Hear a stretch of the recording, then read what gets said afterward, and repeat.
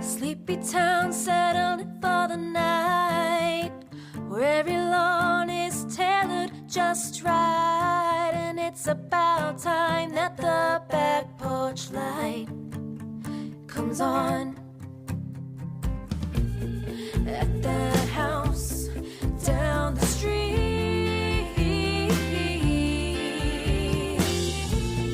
at that house on Magnolia Street. I feel like today is just going to be a relaxed day because we're talking Hey Witch Hey. Hey Witch Hey. I'm Kristina. I'm Justina, and we're both high on lavender. That's why we're so calm right now. We're so mellow.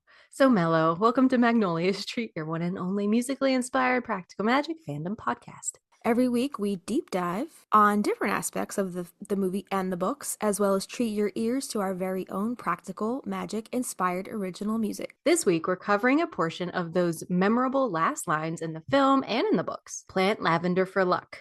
So does lavender really bring a gardener good luck? According to Alice Hoffman, it does. But is this just a fictional tidbit, or does this concept have origins based in reality? So I guess according to feng shui, lavender is one of the plants believed to attract good fortune and offer protection from negative energy. This belief is shared with other plants such as jasmine, basil, money plants, and bamboo. Historically, lavender has been associated with good luck and protection against misfortune. Its earliest associations were traced back to St. John's Day, when lavender was burned in bonfires to ward off evil spirits that were believed to walk among men. That must smell amazing, to have a lavender central bonfire. So in Spain and Portugal, lavender was traditionally strewn on church floors or thrown into bonfires to avert those evil spirits on St. John's Day. In Christian tradition, lavender was also thought to repel ghosts and protect against the evil eye when placed at the entrance of a home, and a keyhole or pin to one shirt. In the 16th century, glove makers who scented their products with lavender were reputed to be immune to cholera. Similarly, 17th century thieves who washed in lavender after robbing graves were said to have avoided the plague. In the 19th century, Romani travelers in London sold lavender bunches to bring good luck and protect against ill fortune. In Tuscany, a sprig of lavender pinned to one's shirt was believed to ward off the evil eye, and even Queen Elizabeth I of England was known to keep fresh lavender in vases on her table daily. So first of all, I have a lavender bonfire story. Ooh! Which I can't wait to tell a little later on. Okay. And secondly, you were saying something about the thieves, 7th century thieves who washed in lavender after robbing graves. Mm-hmm. Is that where the Four Thieves came We have from? a bit on that later, yeah. Okay.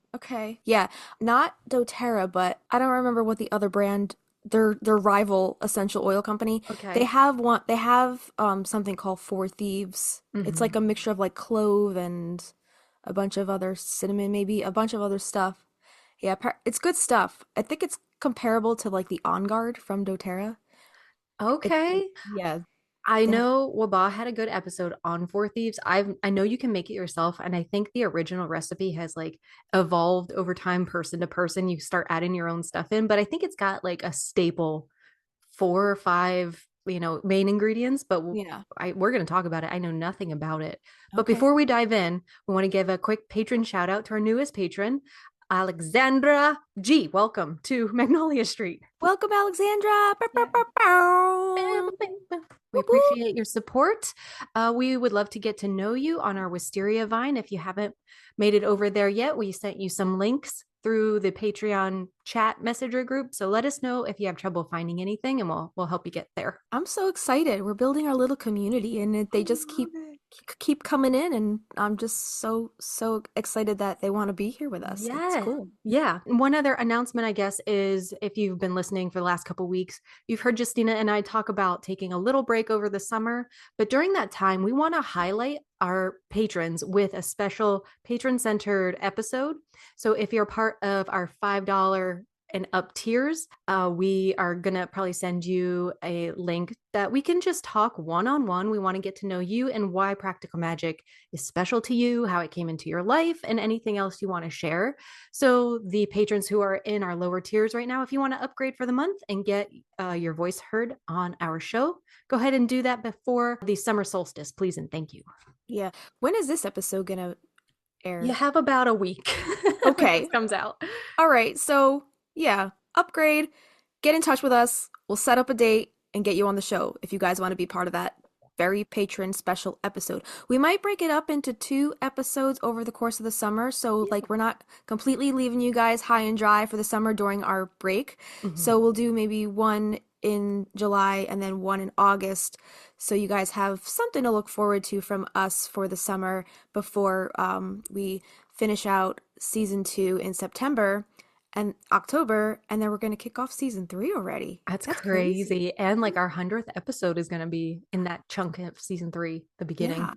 Yeah, crazy stuff. Wow. But all good stuff. And we're still working on our music. We're hopefully get our mixes back soon and get into mixing and mastering. And yeah, very special thank you to Mallory, one of our patrons, for helping us kind of Navigate, see things through, because Plaid Dog, they helped us with the production aspect of the recordings, but they're not obligated to help us with marketing or releasing the album or distribution or anything like that. So that's all on us.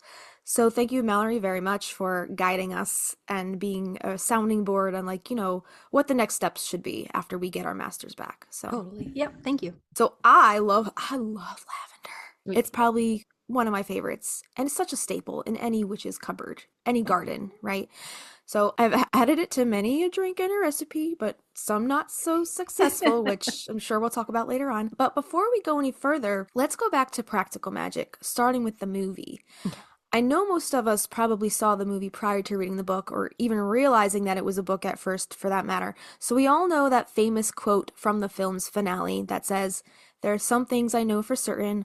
Always throw spilt salt over your left shoulder, keep rosemary by your garden gate, plant lavender for luck, and fall in love whenever you can," which also actually does make an appearance at the end of the book as well, with the exception of a couple added lines that I guess they took out for the sake of the film. I don't know what the purpose of that was. There was a line about the roses and the mashed potatoes, right? Yeah. Add pepper to your mashed potatoes, and I think it was lavender and roses for luck or something like that. Okay, yeah, so they took out the roses and the mashed potatoes for the film.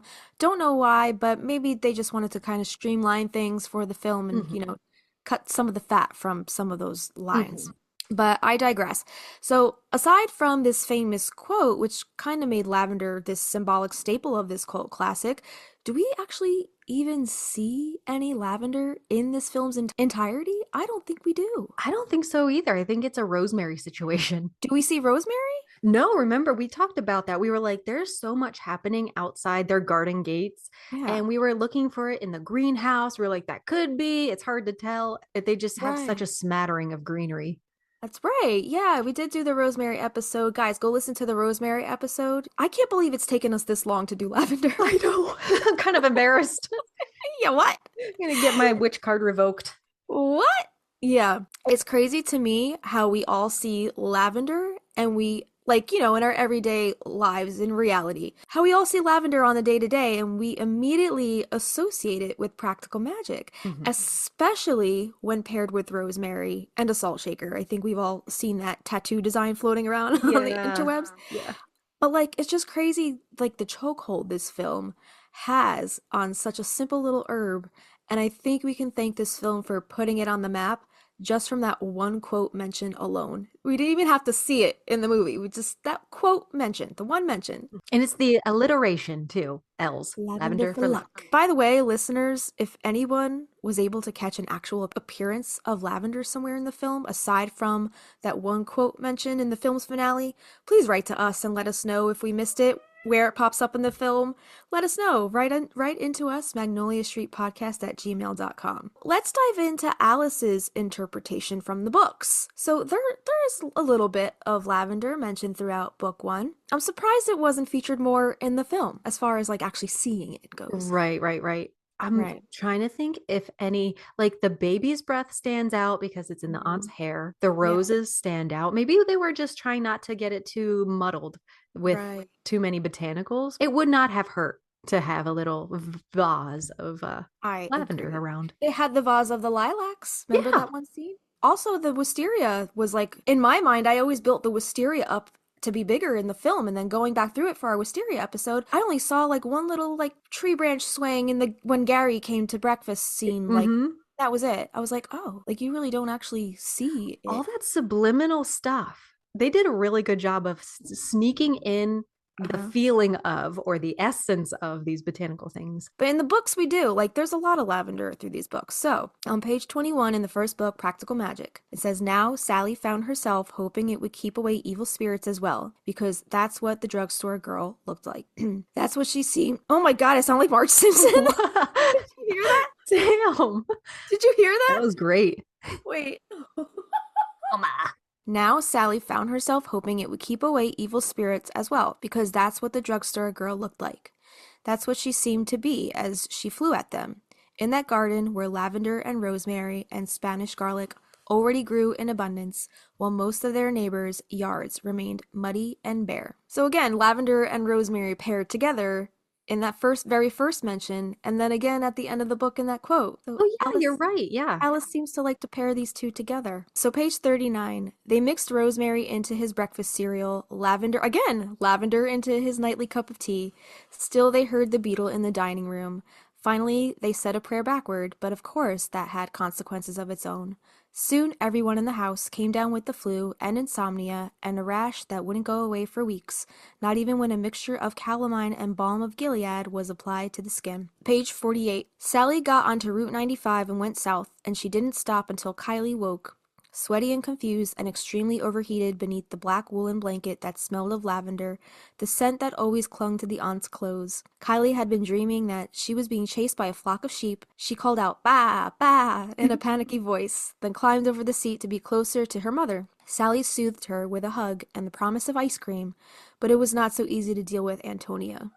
Page 52. They collected lavender and had picnics in the shade of the garden. They sat in the cool parlor late in the day, or sprawled out on the second floor landing where there were thin bands of lemony sunlight, playing parcheesi and endless rounds of gin rummy. Page 62. Sally isn't sure she can still name all the varieties of the herbs that grew there, although she thinks she could recognize coltsfoot and comfrey by sight, lavender and rosemary by their distinctive scents. So yeah, Alice loves pairing them. I didn't realize that until just now. Page 189. Avoid men who call you baby and women who have no friends, and dogs that scratch at their bellies and refuse to lie down at your feet. Wear dark glasses, bathe with lavender oil and cool fresh water, seek shelter from the sun at noon. On page 250, the aunts smell like lavender and sulfur, a disquieting mixture, and maybe that's the reason the taxi driver holds the door open for them when they arrive at Sally's house, even though they didn't bother to tip him. They don't tip the pizza guy either. They're not tippers, I guess. The aunts don't believe in tips, it says, and they never have. Well, there you go. Savage. It is savage. Page 279, and here's that infamous quote, always throw spilled salt over your left shoulder, keep rosemary by your garden gate, add pepper to your mashed potatoes, plant roses and lavender for luck, and fall in love whenever you can. Tell me what you think. Do you think they took the roses out of that last little bit because the roses had such a bad connotation with Jimmy? Probably, yeah. Because if they had to use the roses to symbolize this malevolent spirit, right, then why would they add it at the end, roses and lavender for luck? Right, because in the book, I guess she added that because roses didn't have a part where Jimmy was concerned. It was lilacs.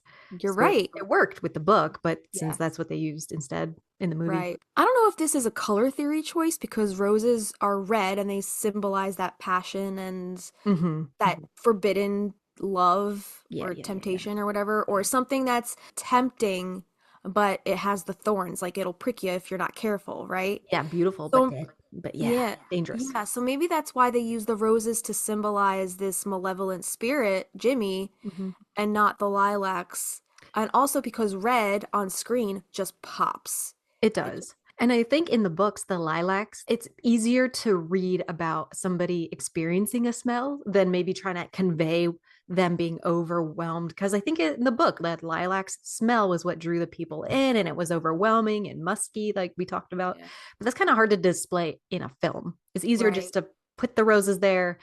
Everybody's probably been pricked at least once in their lives by a rose, and they know that sting.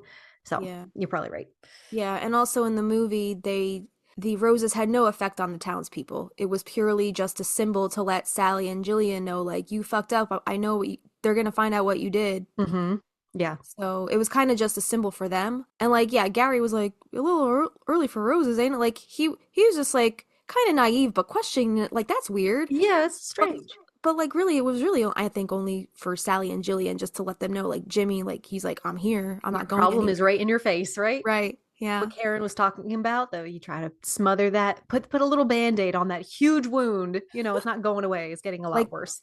in the words of Taylor Swift, Band-Aids don't fix bullet holes. Oh, wow. He is a That's Shakespeare of our time. Was that song Bad Blood? Yeah. So that's it for book 1. We're going to move on to book 2, Rules of Magic. And this starts on page 14. So this says, every year a box of lavender scented black soap wrapped in crinkly cellophane would arrive from Massachusetts. Susanna refused to say who the sender was, yet she faithfully washed with it. Perhaps that was why she had such a creamy, radiant complexion. Franny discovered the potential of the soap after she nicked a bar one Christmas. And Susanna is Franny, Jet, and Vincent's mother. Page 15. She insisted that her children wear blue for protection and carry packets of lavender in their pockets, though Franny always threw the packets away the minute she was out of her mother's sight. That's such like a kid thing to do, like when you get to school and you're like, your mom gives you the bagged lunch and you throw that shit away, you're like, I'm gonna get some that bullshit. Yeah, I'm gonna get some lunch money from my friends and I'm gonna get those chicken nuggets instead. Page 56. Now that Franny's eyes had adjusted to the dark, she spied a mound of dried lavender on the ground, along with a basket of spices and a pail of what looked like liquid midnight, but was in fact licorice-infused oil. That sounds interesting. Page 59. Together, they lifted the old black cauldron to hang on a metal pole over the wood fire. Ashes floated up in a fiery mist. To the mix, they added roses from the garden, a lavender that had grown by the gate, herbs that would bring luck and protect against illness. Sparks flew and changed color as they rose, from yellow to blood red. Page 85. April came directly to the Owens' townhouse. She had a packet of lavender in her pocket for luck. Page 126. Isabel slept in the room where the previous family's cook had cried herself to sleep every night. Franny had made up the bed with clean white sheets and had left lavender in the dresser drawers. Isabel unpacked her purse, in which she had a nightgown and slippers and a bar of black soap. Page 151. The last execution in Manhattan took place here in 1820, when a 19-year-old slave named Rose Butler was hanged for burning down her master's house. After that, most people avoided the tree after dark, or at least they made certain to keep lavender in their pockets to bring them luck when they passed by. Folk magic could always be found in Manhattan from the time English colonists valued the almanac in order to read astrology, and magic parchments were sold as maps for treasure digging, along with divining rods and secret incantations. Divination and palmistry were studied. That reminds me of the story I told you of the devil's tree by my house. Do you remember that story I told you? I remember the tree. What can you tell me again? What It's is called it the called? devil's tree, Yeah. and it's like in the middle of a field, and if you drive past it, I don't think anything ever grows. I don't think the tree ever grows leaves or blooms or anything. It's just like a dead tree. And if you drive past it, I don't know if it's just at nighttime or just like whenever, but apparently like a truck like chases you out. That's right. Oh, Yeah. that's so spooky. Yeah. It's crazy shit. Ugh. Yeah, kids have been going there since like I was a kid. Like that would be like one of the first places kids would go when they like got their either that or down the shore when they get their license. Hey, want to go to Devil's Tree? No, Are fuck your no. parents from that area? No. They grew up in Elizabeth. Is that Jersey So still? it's Jersey, but it's like closer to the Newark airport where I picked you up. Mhm. Okay, all right. It's I wonder if they ever further did north. that. Do they know about that tree? No. Oh, That's not third generation. okay. I bet Yeah. Mark would go with you. I don't know. No? I mean, he might think it's bullshit. I don't know if he believes in that stuff, but It's almost more fun to have never done it and stay spooked than go and do it and A, be underwhelmed, or B, get in trouble, or or be in get danger. the shit scared out of you. Yeah. I was never that daring. I would always just hear the stories of friends going to it. Like, yeah, we got chased Aw. out. I think Avi's done it. Really? Yeah, I think he's done it with friends. I have to ask him, but I'm Okay. pretty sure he probably has because he was friends with a lot of stupid people growing up. Like they would do shit like that. Mm-hmm. So I'm I was sure never I'm brave sure enough. I was not in that group. I was not either. I was always scared of my own shadow, and I still am. Oh, All right, so where do we leave off here? Okay, so page 160. Franny bartered with a local plumber. If he would stop the pipes from leaking, they would dispose of his wife's boyfriend. Oh my God. Oh, damn. They're just killing people left and right. It was easy enough to do with a bit of be true to me tea. Oh, did they mean dispose like to like kill Get and bury like Sally and No, no, Jillian? I feel like get him out of Okay. the picture. Yeah, you never know. It's the aunts. They have no problem with that They, left-handed magic. they don't tip. They might as well be murderers. Took a big leap there. And hard left. Hard left. All right, so yeah, they would dispose of the of his wife's boyfriend. It was easy enough to do with a bit of be true to me tea. For the carpenter who built shelves, the sisters concocted a hex breaker composed of salt, coconut oil, lavender, lemon juice, and lemon verbena. If he gave the mixture to the ex-client who was bad-mouthing him, the slanderer would fall silent. How do you make someone drink something like that? I would feel like coconut oil Yeah. and salt. Like, how do you sneak that into somebody's? Well, if it already had like salt and like lemon juice, I don't know. I Ooh, I like wonder if they sneaking can into put a it in like a margarita. margarita. That's what I'm saying. Yes. Yeah. Oh, man. We're on the same wave there. Yeah. All right. So, okay, I think this one's on page 161. For those who wish to gain willpower and say no to a lover who would bring only heartbreak, there was a cure of rosemary and lavender oil. Bathe in it, and when you next saw the one you had once cherished, you would send him packing. They're lavender and raspberry. Rosemary again. Yeah, she loves pairing these two up. They're like Peanut butter and jelly. peanut butter and jelly. That's right. Good pair. I was gonna say Laverne and Shirley. Oh, I love that show. Schlemiel Schlemazel. House of Slamp Incorporated. We're gonna do it. Are you of the Nick at Night generation? Do you remember Nick at Oh Night? yeah.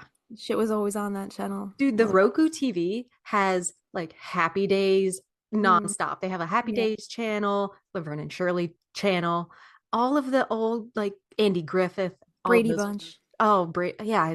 I don't know if they have their own channel. Good stuff. That was Yeah. playing outside on a summer day, all day, being sweaty, coming in, getting clean, laying in the AC at night, and then putting on Nick at Night. That Yeah, was the best. it really was. Those were such simpler times. I know. So, page 197. You're wrong, Halen told her. He's crazy about you. I have a photograph of you on my desk, and he sits there and stares at it, lovesick. Hay chuckled, then clutched at his abdomen in pain. Franny had brought along a protection spell. She tied a blue string that had been coated with lavender oil around Halen's wrist, then kissed his open hand. Is this to bring me back to you? He asked. It's to make you well. Page 252. So we got a great price on the house because of the crime, but I've had to go to your aunt a half a dozen times to try to rid the place of her aura. It still smells of burning rubber in the basement. Try some lavender sachets. Put them in every room and bury one under this porch. Frankly, it's good you're here, the neighbor confided. Your aunt hasn't had the porch light on for weeks. People in town are a bit worried about her, but we all know she values her privacy. Page 318. She put in lemon thyme, lemon balm, lemon verbena, foxgloves, and zinnias, making sure to plant rosemary and lavender by the back door, where it had grown when Isabel was there. The Reverend gave her some of his bulbs so she could grow clutches of daffodils and bring her own flowers to the cemetery on her visits. Page 361. The aunts smelled like lavender and sulfur. They wore boots and gloves and knitted scarves, and they brought along scratchy black wool coats for the sisters. When the girls put them on, it felt as if spiders were crawling up their arms and backs, and the girls didn't like the ideas of spiders at all. So I guess it's talking about a little Jillian and Sally when they came to live with the aunts, which makes sense because those black wool coats are the same wool coats they wore in the movie, right? Yeah. Yeah. I like how Yeah. she tied that in because I guess in this book, the girls come from California and they don't have any winter clothes. So that's how they get these coats. Right. Alice, you're smart. Little Easter egg. But I also love how like the creators of the film, like the writers and I guess the costume department, like Mhm. they made all those little connections and they gave it that little Easter egg in the film from the books. Well, the film, the second book didn't come out till way later. This is Oh, Rules you're of Magic right. because So yeah, then the girls. so then Alice would have had to have taken it from the film, Yeah. unless they mentioned the black wool coats in the first book, but I don't remember. No, I don't think so.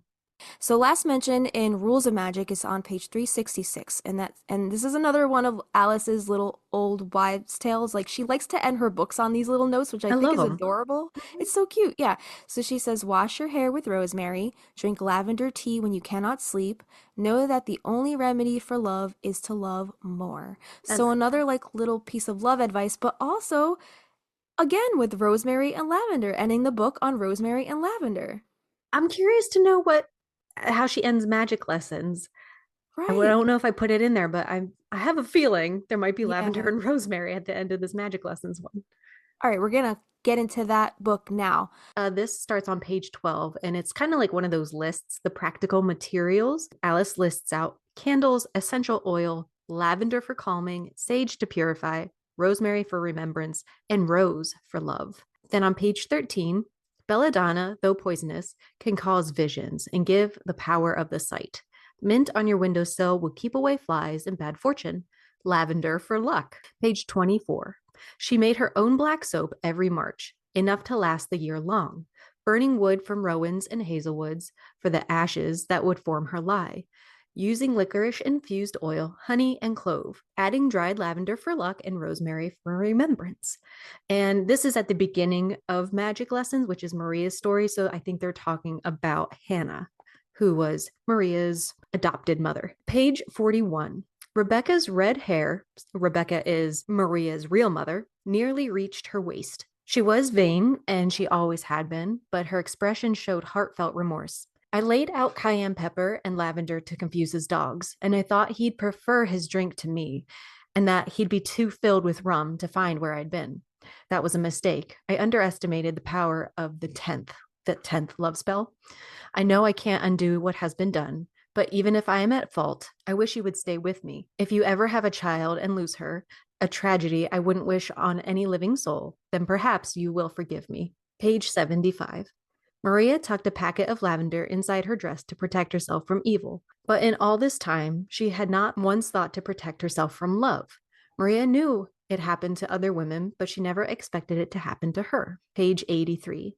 She smelled of lavender and salt. Once or twice she gestured to chase away a black crow that seemed to follow her, wheeling through a slice of the sky, then careening down towards Hawthorne, so that he might have believed it was his enemy, if birds could think and feel and plan such things. Page 92 to 93. Jensen cursed Maria Owens, not that it did him the least bit of good, for he feared the knowledge she had. Anyway, she kept lavender in her dress and blue thread stitched through the hem of her petticoat and was protected from his wrath. When she walked away, she owed him nothing. She was happy to move in with Junie and Adri, who agreed that the three would share a roof. Though the house Mr. Jensen had allotted Junie was tiny, they would make do. Page 94. Now the night was hot and the earth was sand, and the blanket set out for this baby was the same one Rebecca had stitched late at night at the Laughlin's house. Hannah had folded the blanket into the bottom of Maria's satchel, dusted with lavender to keep away the moths. Listed on 131 to summon John to her, she rubbed her wrists with lavender oil. 135. Maria quickly removed the stinger from her baby's arm, then rubbed some lavender oil on the rising welt. Hush, she told the child, all better. She picked up the dying bee and cast it into the bed of phlox. Page 250. It was a miracle that Faith's garden was such a marvel. She grew feverfew for health, rose hips and skullcap for healing, and lavender for luck. Page 261. She felt something pierce through her as she watched him go out the door and walk across the garden. Hollyhock, lilac, sunflower, lavender, thyme. There were all of the trees he'd brought her, each rarer than the next. 296. Rosemary and lavender oil would give a person willpower, and to break a simple hex, one must use salt, coconut oil, lavender, lemon juice, and lemon verbena. I think that's a repeat from the last book, too. Page 307 to 308. Practitioners of the nameless art were held in high regard when it came to their talents and their knowledge for curative tonics. Seeds to induce sleep or cure insomnia, packets of dried lavender and rose hips for tea that would calm the nerves, cures for common illnesses, linden root and yarrow for racing hearts, oatmeal and almond meal for cleaning one's face, rosemary oil for the hair or a tonic of lemon and rosemary, lavender for sleeplessness, ginger root for diarrhea, cabbage leaf poultices for wheezing. Page 343. Rose and rosemary, sage and lavender. Maria had a beautiful, clear voice and a neck who had tossed and turned in the throes of pain, at last lay quietly, taken up by the song. And then last on 386, in the garden, there grew lily, rue, and arnica, along with fiery onions that could cure dog bites and toothaches. Maria planted Spanish garlic in great abundance, peonies to ward off evil, rows of lettuce, parsley, and mint, and lavender planted for luck by the back door. Was that the very last line in the book? I'm not sure. Did she do another one of those? Let me look. The last lines in the book here, it says, "These are the lessons to be learned. Drink chamomile tea to calm the spirit, feed a cold and starve a fever, read as many books as you can, always choose courage, never watch any woman burn. Know that love is the only answer." Okay, so she does like include a little piece of advice, little nugget for the end of that book too, but she uses chamomile. Another one of my favorite herbs, which goes amazing with lavender if you like put them both in a tea and you're having trouble sleeping at night. I think it's Traditional Medicinals. They make a chamomile lavender tea, and it's like one of my favorites. The main sleepy time tea ingredients, if you use those from like your own garden, they'll knock you the fuck out. Like valerian root, right? It was rosemary, no, excuse me. It was lavender and chamomile and catnip. That's also coming to humans. But yeah, add some valerian in there and you'll be on your ass. But it was just, I didn't use the valerian. I just did the regular 3. And it was like way stronger than the store stuff. Yeah. If you use the valerian, you will be Rip Van Winkle. Didn't he sleep? How many years? Didn't he like, fall asleep for like years? Hundreds of years? I don't know. 100 of years. Yeah. All right. So we have one more book here to get through. There's not really many. There's, a nice handful of mentions here. So page 15, although she looked far younger than her age, likely due to the miraculous black soap the Owenses had concocted from a family recipe since the 1600s, when it had been useful in treating those infected with the plague in a time when simply washing one's hands made a world of a difference, with ingredients that were disinfectants, including rosemary, lavender, and mint. Yeah, we'll talk about that later on, how lavender was used during those times. Page 18, in the garden, the sprouting herbs were already letting off clouds of scent, marjoram, lavender, and rosemary. I love when like I'm walking in my garden and I just get like a whiff of the lavender and I'm like, ooh, that's nice. You'll rub it, give it a little good job, pat. Just smells like summer. Yeah. Aw. Yeah, last year or the past couple years, we had it along that patch of driveway, like when you pull into the driveway. And when we would get out of the car, you would get like on like a soft, windy day in the summer, like you would just get a whiff of it, and that's nice. So intoxicating. Yeah. Not intoxicating, like more. It's just that like calming scent. It makes you feel good. Yeah, not the same intoxication as like a lilac or like a jasmine, like that shit. An orange blossom, because we get them in our yard. When those bloom, you just walk into the backyard and it just smells like you're in a perfumery. And it's man, that's strong. So good. But the lavender is like a different kind of scent. It's not that intoxicating, but it's just like enough to be like, ooh, yeah, this is calming. Yeah. Put those gardenias along the long side of my house, and I'm hoping like when the windows are open, because I just walk by that side of the house and it's like whoosh, it smells amazing. And then along the front I have rosemary, so I'm wondering how those two are going to intermingle, with all the windows open. Yeah. Ooh, that sounds nice. I love gardenia. Page 30. Franny, who grumbled but set about gathering ingredients from the garden, leaves from their ginkgo tree, one of the oldest varieties on earth, for anxiety, turmeric as an anti-inflammatory, primrose, whose essence would be pressed into an oil that helped skin conditions and lifted the spirits, echinacea, best for the common cold, lavender to bring wayward children home. That's good I didn't know primrose, if that bit is true, primrose pressed into an oil to help skin conditions and lift the spirits. I should try that. I have primrose growing in my backyard. Yeah, I will double check. Yeah. But I have primrose, and I didn't know what to do with them. I just thought they looked cute. Yeah, they do look. They're very cute. They're very colorful, and we have the multicolored ones. So in the same like bushel, we have like blues, oranges, reds, yellows, pinks. Like they're so cute, and they bloom the same time as our bright pink azalea bush. This is the best time right now. Everything is opening. It's so pretty. When they all bloom together, it just looks so magical. So page 31. When they were through with the house and the woodwork shone and the cobwebs were all swept away with a broom, they had a picnic lunch that included splurging on all of their favorite childhood foods, which were too rich for them now. Jam sandwiches, scones with lavender honey, cheese and chive biscuits, sliced apples with cream. Cheese and chive biscuits. Oh, When was the last time you went on a picnic? I want to go on a picnic. I know. I have no idea. Does With like camping count? Like just eating no. outside? No, you No, got no, to no. No, I mean purposefully like bring the things with a basket. you got to pack one of those old school baskets, right? Yeah. No, Aaron sometimes will put some beers in a backpack and we'll go hang out in the field. But that's it. Well, I mean that's still cute. That's still romantic, I right? guess. A couple beers in a backpack. All right. It's a date. It's a date. It's a date. It's a date. Page 47. Franny carried an umbrella these days, for she'd be damned if she used a cane, and her knee had been bothering her, despite applications of lavender oil.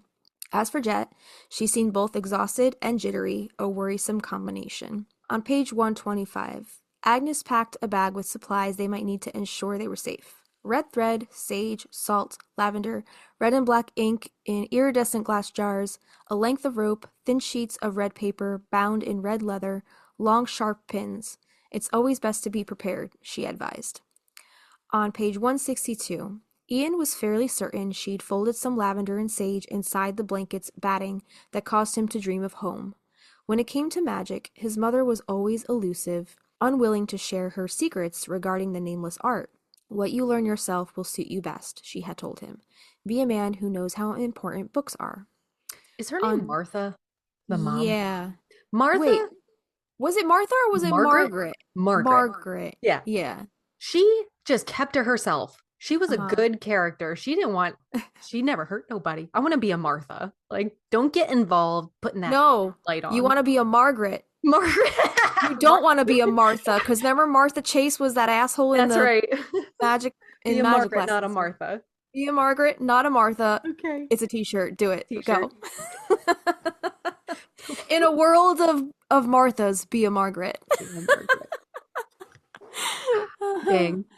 Page 172. Sari carried lavender and sage in her coat Sari? pockets. Oh wait, did I say Sari? When Harry met Sari. When Sari met Gary. When Sari met Gary. Another t-shirt. 2 for 2 in like less than 5 minutes. It's amazing. Oh, page 172. Sally carried lavender and sage in her coat pockets, and before leaving the pub, she'd taken a shaker from the table and sprinkled salt on the soles of her shoes. She was purposeful, and yet despite all her intended protection, including a dress hemmed with blue thread, she grew unmoored by the time she reached the door on Rosehart Mews. As it turned out, puddles had washed the salt from the soles of her shoes, and the lavender and sage had mostly fallen out to sprinkle the road when she darted across. So do you think, like, when she darted across, like, it was kind of leaving like a trail of protection in her wake? Like the salt and hold on, I sound like Marge Simpson again. This is a mess. I'm not sure. This sounds like she doesn't want to do magic, but she's trying to do magic again. Yeah. And it's kind of falling apart. So as for the thread she had used, it was poorly dyed and already unraveling. She wasn't quite as protected as she hoped she would be. So interesting. So since it was a piece of red, a dyed string, was it even doing anything? Right? I know. That's interesting that they have blue and red. I don't know what the red would be for. Maybe more baneful, like, protection against hexes? I have no idea.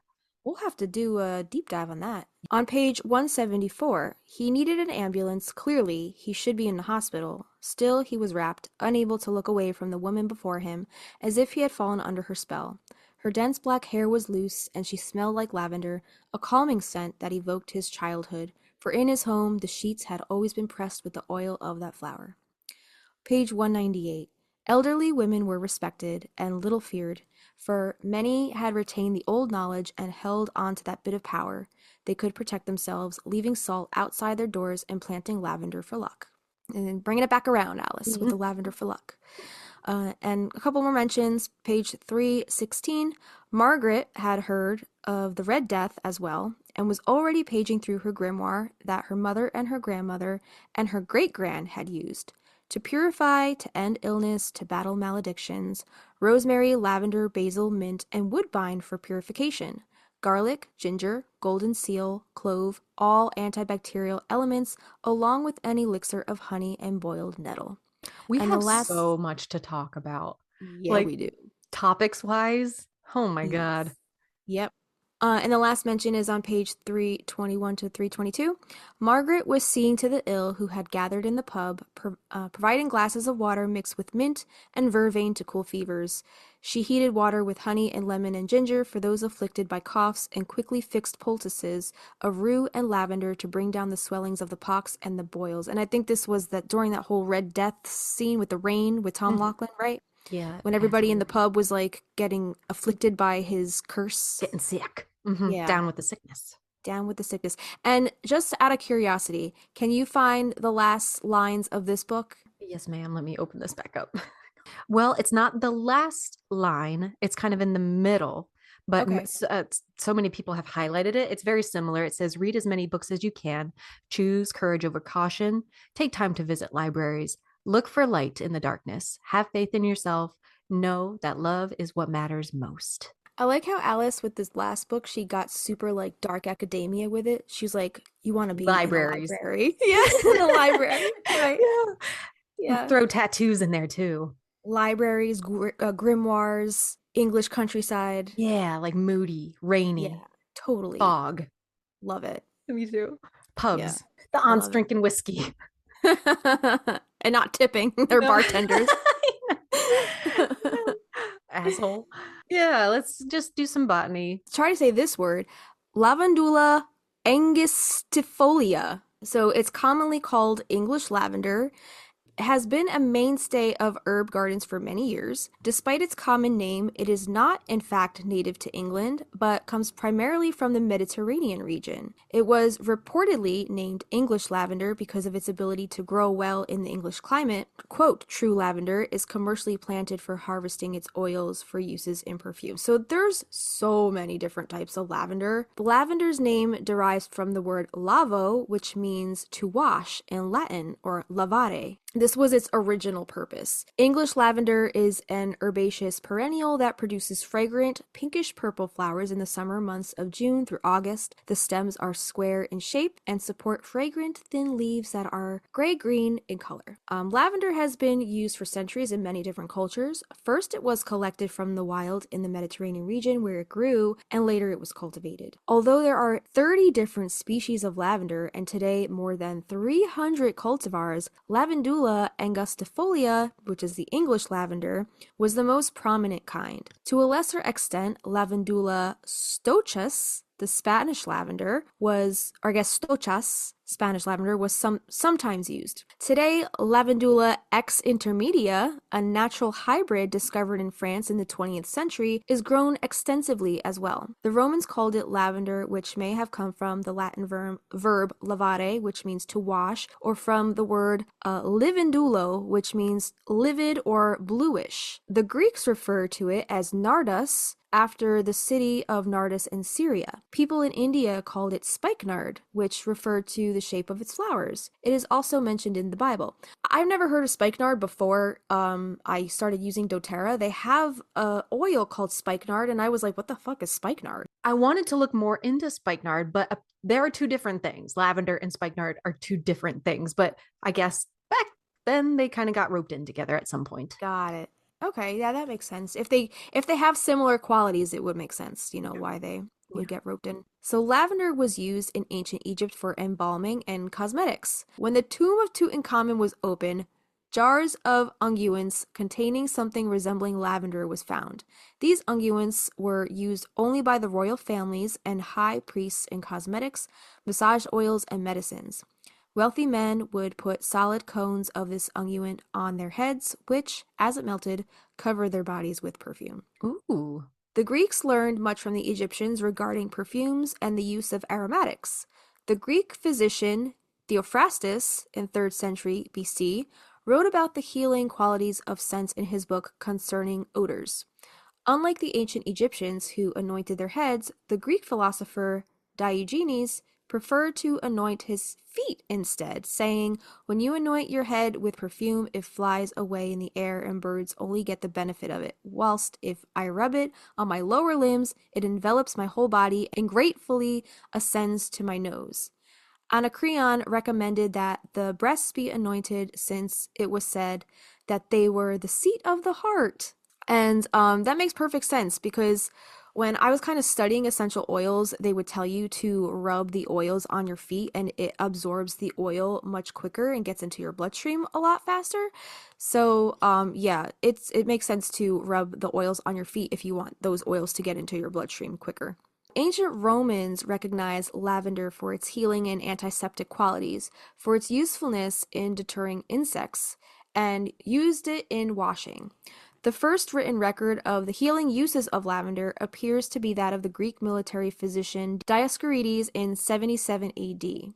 Dioscorides, a Greek military physician under the Roman Emperor Nero, collected medicinal plants from around the Mediterranean. He described these plants and provided information about their medicinal uses in a 5-volume work entitled De Materia Medica.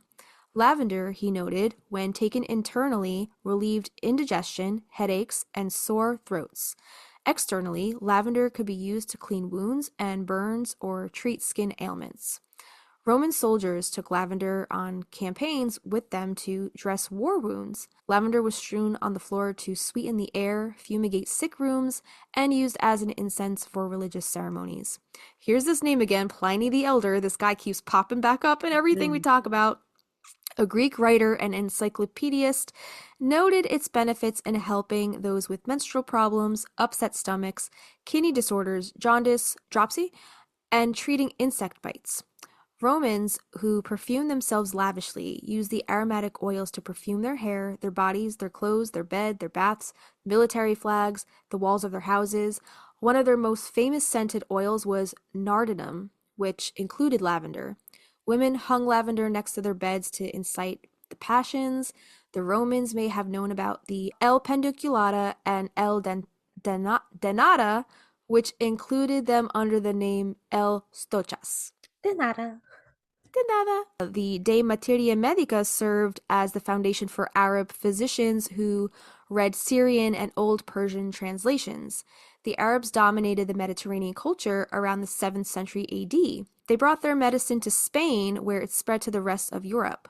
Their greatest known physician, Avicenna, 980 AD to 1037 AD, mentioned the healing uses of lavender. Some varieties of lavender were first thought to have been domesticated in Arabia. We've talked about Avicenna before. Have we? That name sounds so familiar. I don't know what we would probably in the rosemary episode. Maybe. Yeah. You might be right. Yeah. Sounds very familiar. Lavender was little used in the Dark Ages except by monks and nuns. Monasteries preserved the knowledge of herbal lore in their physics gardens. They copied ancient manuscripts and recorded the medicinal effects of various plants. Under an edict of the Holy Roman Empire in 812 AD, they were charged with growing vegetables, medicinal plants, flowers, and trees. Lavender was one of the herbs listed as being grown at Merton Abbey, which was to become the center of lavender production in Mitcham, England.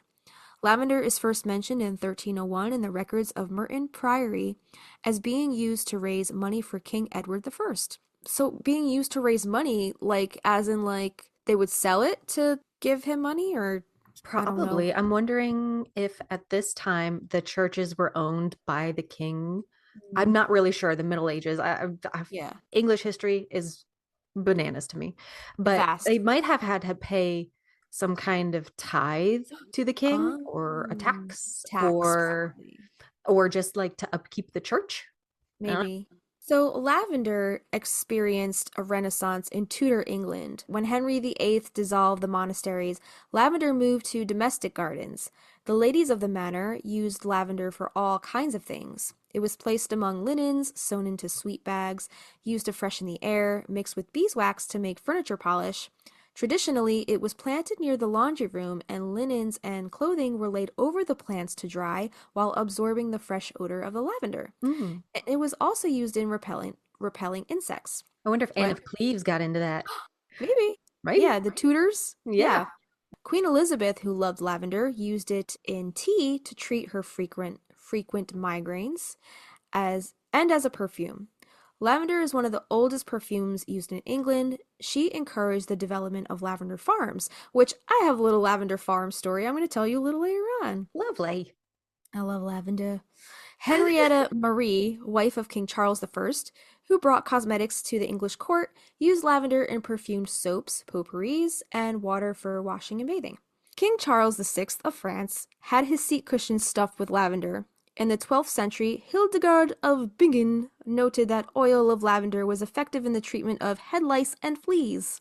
And of course, we can't talk about the Middle Ages without talking about the bubonic plague, right? The Black Death. In the 16th century, in a Europe still suffering repeated outbreaks of the bubonic plague, lavender was greatly prized for its ability to protect against infection. Wearing bunches of it tied at the wrists was a common way to avoid the terrible Black Death. Grave robbers, procurers of corpses of early anatomists regularly doused themselves in lavender oil and apparently avoided almost certain death. More than 400 years later, the reputation of lavender is still going strong as a popular fragrance, an important ingredient of many perfumes, and as a fashionable alternative therapy for the stresses of modern living. According to 17th century science, the plague was spread by bad air, so the long beak in the plague doctor's mask would be stuffed with lavender and other pleasant-smelling herbs and plants to ward off the plague. I never knew that. I think we've talked about that before on maybe another episode, but I never knew that that's what that long mask was for, so they could stuff that with herbs. Yeah. I don't think it might have been in college when I learned that because we had to take some kind of history class, but yeah.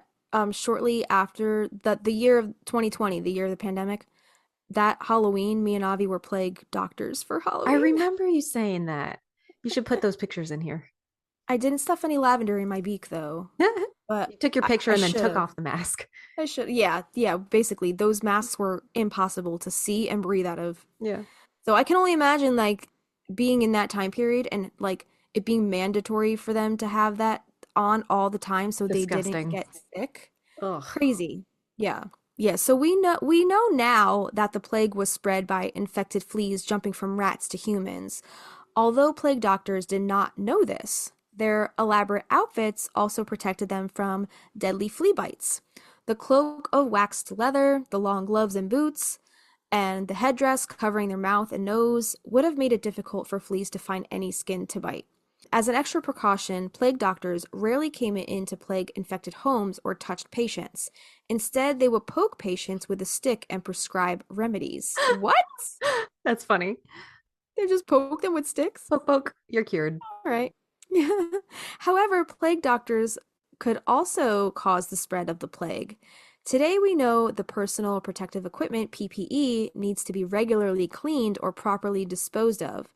Elizabethan plague doctors did not understand this, so they would often wear the same outfit day after day without washing it properly. Nasty. Fleas could cling to the outside of their clothes unnoticed, and the plague doctor could end up spreading the plague even further. Yeah, yikes. Plague bags. So posies, right? Posies, pocket full of posies. So the plague bags would be kept in a pocket or worn around the neck on a string to keep miasma away. Sadly, this straightforward name was supplanted by sweet bag by the late 1500s and then sachet de centaures in the 17th century. Eventually, they were also put around the home in closed-up areas where, quote, stale air may linger. This basically makes the plague bag the precursor to your grandma's linen sachets. Cedar, pine, sawdust, rosemary, and lavender were common ingredients in plague bags. They would be collected fresh and changed often. These ingredients were known to be effective pest deterrents and deodorizers, which must have only reinforced their perceived effectiveness against the plague. For the wealthy, they filled their plague bags with something closer to the precursor of potpourri: dried flower petals, expensive spices like mace and coriander, and even small bits of resin like frankincense and storax were used. By the Renaissance, the move to the more opulent sweet bag meant dressing up the little packet for display. In Spain, Portugal, and southern France, cushioned sachets covered in fine white linen embroidered with black work and tied with red ribbons became popular toward the end end of the second pandemic. While in England and the Netherlands, the sweet bag developed a pocket and served as a dual purse and plague preservative. A special enclosed pocket inside held the pleasant smelling mixture.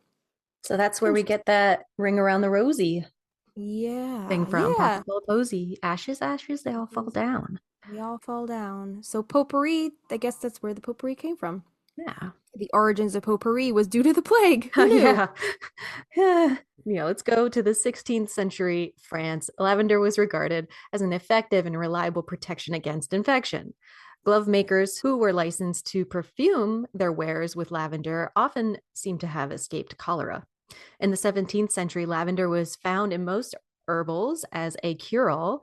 The great English herbalist Gerard Parkinson and Culpeper all wrote about lavender.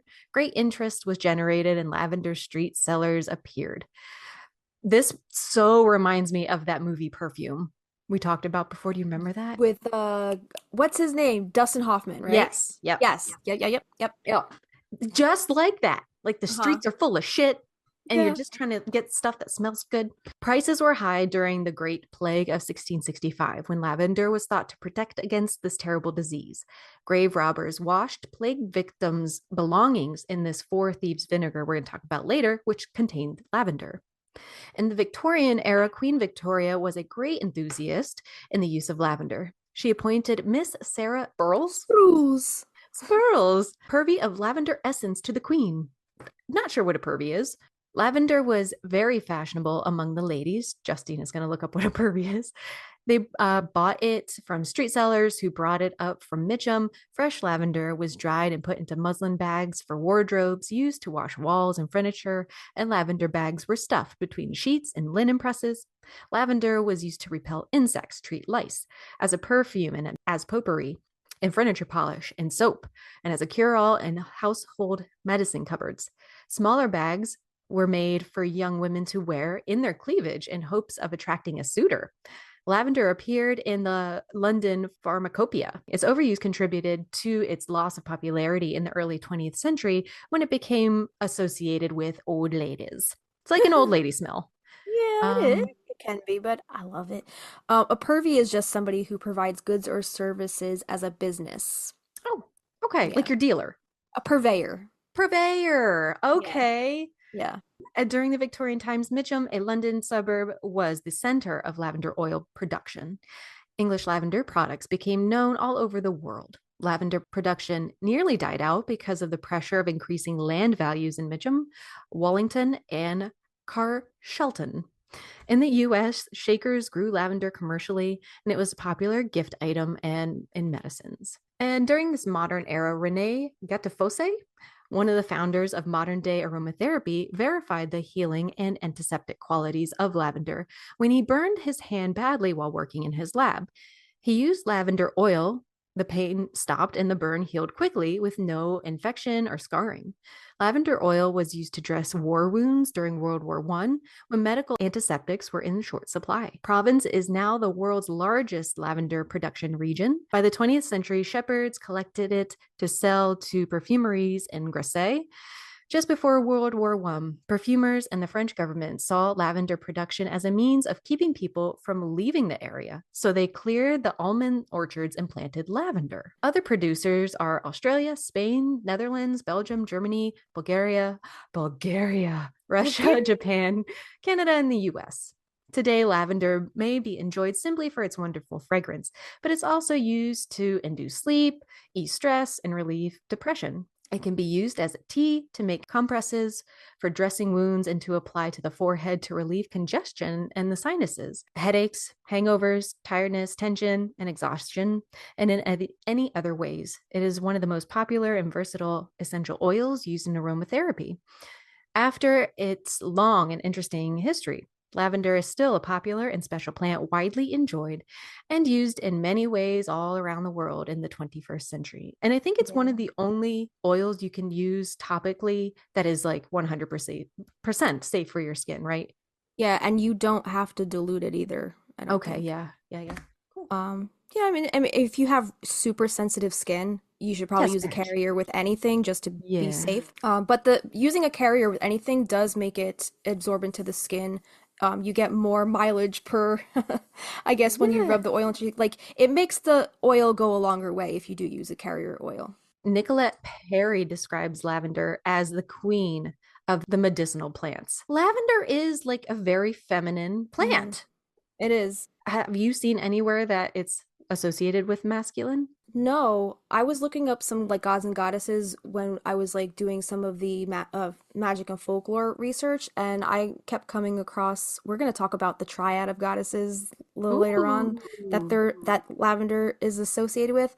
But every culture that I came across as far as like gods and goddesses, they were all like feminine Oh, goddesses. yeah. It's so versatile. Like you can really use it for anything as a Yeah. perfume, bug bites, rashes, any kind of skin irritations. Like it's great. Yeah, to relieve pain, heal the skin, and also boosting your mood for if you've got depression, maybe keep a little bit on yourself, can help you sleep and help you stay calm. The essential oils, they possess the antiseptic properties as well. And apparently it can even, quote, kill typhoid, diphtheria, streptococcus, like strep throat, pneumonia, bacteria. In days gone by, people burnt branches of dried lavender and left them to smolder in sick rooms to help fumigate the room. Or you could buy sachets containing the dried herbs to keep pests away from your clothes. King Charles VI of France used lavender stuffed cushions in his palace in 1387 to deter moths. This multi-purpose plant aids healing and even works as an insecticide. Abbess Hildegard of Bingen in the 12th century Germany used it to kill fleas and head lice. Clinical studies have actually shown that applied topically, lavender helps treat lice and fleas. Other mixed lavender oils with turpentine to rub into stiff Ooh. joints. I don't know if you should do that. Mm. Lavender oil was also used for palpitations, spasms, colic, dispelling flatulence, boosting appetite, and guarding against fainting. Those palpitations, and probably, if your heart is racing, it's out of rhythm, helping to calm that down. Yeah. Lavender sounds like it would be a good choice. Yeah. Midwives gave pregnant women bunches of lavender during labor. Gripping the sprigs would release the scent and give them courage. So don't use lavender as like your go-to. Consult your doctor also, if conditions continue to worsen. But Hmm. used topically, it can also irritate sensitive skin. Justina was saying, use the carrier oil. Regular use can also disrupt hormones too, says Nicolette Perry in 2019. It's important not to overuse any oils. Please consult your physician if you're pregnant or breastfeeding before using anything, especially Yeah. oils. Yeah. doTERRA makes this really awesome supplement called Serenity. It's a little gel cap, and they're filled with, I think, like vegetable oil is the carrier in that. I don't remember, but it's lavender and some other things. And when I'm feeling a little like on edge, I'm not against medicine. If somebody needs to take medicine, like from an actual therapist, by all means, do you. Yeah. I don't like how I feel on medication. So I try to take the natural route. So Mm-hmm. I take those supplements sometimes when I'm feeling a little on edge. Mm-hmm. They just calm me down a little bit. They That's just great. take the edge off a little bit. And it's lavender in it. And it's amazing that the lavender just has that effect. What else is in it? I'm curious. Let me see. Yeah, look that shit up. It says theanine to gently promote relaxation and sleep. It's a non-protein amino acid found in green tea, Camellia sinensis. Camellia sinensis. It has been studied for its calming effects on the nervous system. There we go. I think Awesome. it's just lavender and L-theanine. They also have another one called Digesten, which is specifically for stomach issues, and that has like fennel and some like other like stomach and like Oh, peppermint that has some other like yeah. stomach stuff in it. That would be So great. I have both of them Do for my you, insomnia and why my don't you stomach. use them? They also have the like little tablets. It's kind of like not an Alka-Seltzer, like a Tums. Mm, The Digesten, they make it in the soft gels, but they also make it in like a Tums like a tablet. chewy, chalky thing. Yeah, Cool. yeah. Or even just sniffing like the bottle of it, kind of like the fennel and peppermint smell alone makes Mm, nausea subside. I like that. That's cool. So, yeah. Yeah. Yeah, little remedies. Since we were talking about perfume, the movie, tell me about like its use in cosmetics and perfumes. So, many skincare and beauty products contain lavender essential oils due to the popular aroma, but they also serve as natural preservatives, fending off microbes and eliminating the need for harmful chemicals like parabens. Some common products containing lavender include soaps, creams, sunscreen, hair care products, bath items, and perfumes. Lavender in cosmetics provides added benefits such as antioxidants and prevention of microbial and fungal growth. However, caution should be taken regarding the concentration of lavender to prevent skin irritation. Since English lavender is constituently lower in camphor, it is more frequently used in perfumes compared to other lavender types. And we're going to get into later, like, the different types of lavender are used for the different types of purposes. Like, you should not use perfume lavender to bake your bread with. Justina. That's how you learn. Like, how are you supposed to know? Nobody tells us these things. Mine might have been culinary lavender. I don't even remember, but if it was culinary lavender, I definitely used way too much. Just overdid it a little bit. I just overdid it. Yeah, exactly. It's funny.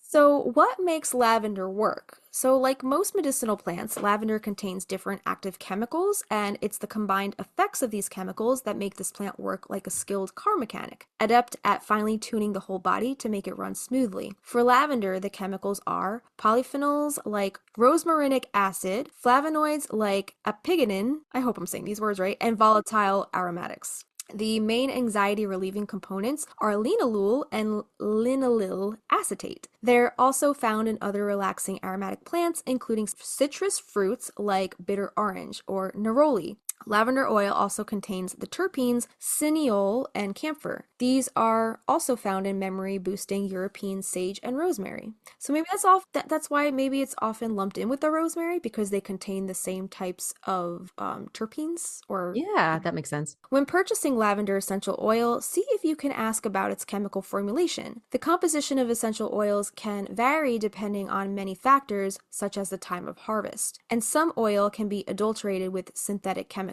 Lavender should contain 25 to 38% linalool, 25 to 45% linaloyl acetate, and 0.3 to 1.5% cineol. And that's the cool thing about doTERRA, is that, like, I'm not trying to sell doTERRA or anything. I'm just saying, like, from personal experience, I've used them, so that's like all I know. But they actually harvest all of their crops. Like, they only work with farmers where those plants are native to. So they're making sure that their farmers are adequately compensated, and they're also making sure that when they harvest those crops, they're being harvested where they're native to. So, like, nothing's getting, cross-contaminated, and they are being taken care of by the bees and the insects that are naturally in that habitat. Right. And also they're being harvested at the correct time when that harvest is going to be at its most potent to use in that essential oil. Nice. So they're not going to use any fillers or anything like that to make up for lost, concentrated effects, because they're not being harvested at the correct time. Like, it's a really careful process of how they do it, and that's kind of like why I love that company so much. That's awesome. So aromatherapy, we're going to talk a little bit more about that, is a popular practice of inhaling active compounds released from essential oils through oil diffusion, incense, steam rooms, and massage oils. This application utilizes the essence of plants to treat and relieve various symptoms and enhance well-being through effects on the mind, body, and soul. Essential oils from the English lavender comprises linalool, which produces calming effects on the central nervous system, and linaloyl acetate that influences mood and behavior. Lavender aromatherapy is commonly used for calming effects to aid in sleep, stress reduction, analgesia, and a treatment of symptoms, mental and other diseases. And research by Samadhi concluded that this alternative method can lead to better sleep and reduction of fatigue, especially for those suffering from depression. Studies have shown that the primary active compound enters the bloodstream through topical or inhalation means. Some things you don't even have to put on your skin or even ingest it. Like, you can literally inhale it, and the stuff that it does to the chemicals in your brain alone, just from breathing it in, is amazing. Yeah. I know my neighbor utilizes that, because they don't do, like, it has to be an emergency for them to go to the doctor or take a medicine. But for anxiety in the car, especially, she'll take this roller ball, and she has a roller ball of the lavender stuff, and she says it's a miracle. You That's too. me. That's me. I can't travel without my little potions. Yeah, yeah, Yeah. yeah. Yeah, you can get just as much of an effect from smelling some of the oils. The relaxing effects of essential oils has shown to improve hypertension and heart rate, as well as aid in longer, better quality of sleep for those suffering from insomnia. I know I do, and it helps a little bit. Especially if you roll it on your feet, it gets it into your bloodstream a lot faster, like I was saying before. Sometimes there's also something called reflexology, like if Hmm. like the study of like placing certain things on pressure points behind like your big toe or like a certain toe or a certain spot on your foot, Right. and it helps to alleviate some symptoms of I've some never things. tried that. I know there are socks that you can buy that have like Mhm. your foot on the bottom mapped out. So if you need help with your digestion Uh-huh. or your neck or your sinuses, you put the Right. stuff on different spots Yeah. or rub them, just rub them down. I Oh, have a pillow spray of lavender. I mhm. spray my pillows and I Me have a like too. weighted mask. Oh, Like a sleep mat. It's filled with like beans or something. Caitlin sent it to yeah. me and she might have sent me the spray too. So I spray the mask, I put it on my eyes and just let it take me away, cowboy. That sounds lovely. Yeah. So, people suffering from varying mental health issues such as anxiety, depression, and trauma have shown to benefit from this therapy. The amygdala and the hippocampus is in particular have shown to be influenced through inhalation of lavender essential oils. There have also been positive results in treating anxiety and depression through consumption of lavender. Rooms scented with lavender essential oil have demonstrated a positive effect on mood and have shown to benefit people in intensive care and individuals living, working, or visiting long term or palliative care facilities. A meta analysis by Ferruzzi revealed effective action by lavender on depression, therefore limiting the need for antidepressant medication, many of which are associated with unpleasant side effects. Almost all of the studies in this meta-analysis showed success in reducing depression through lavender aromatherapy in comparison to control groups.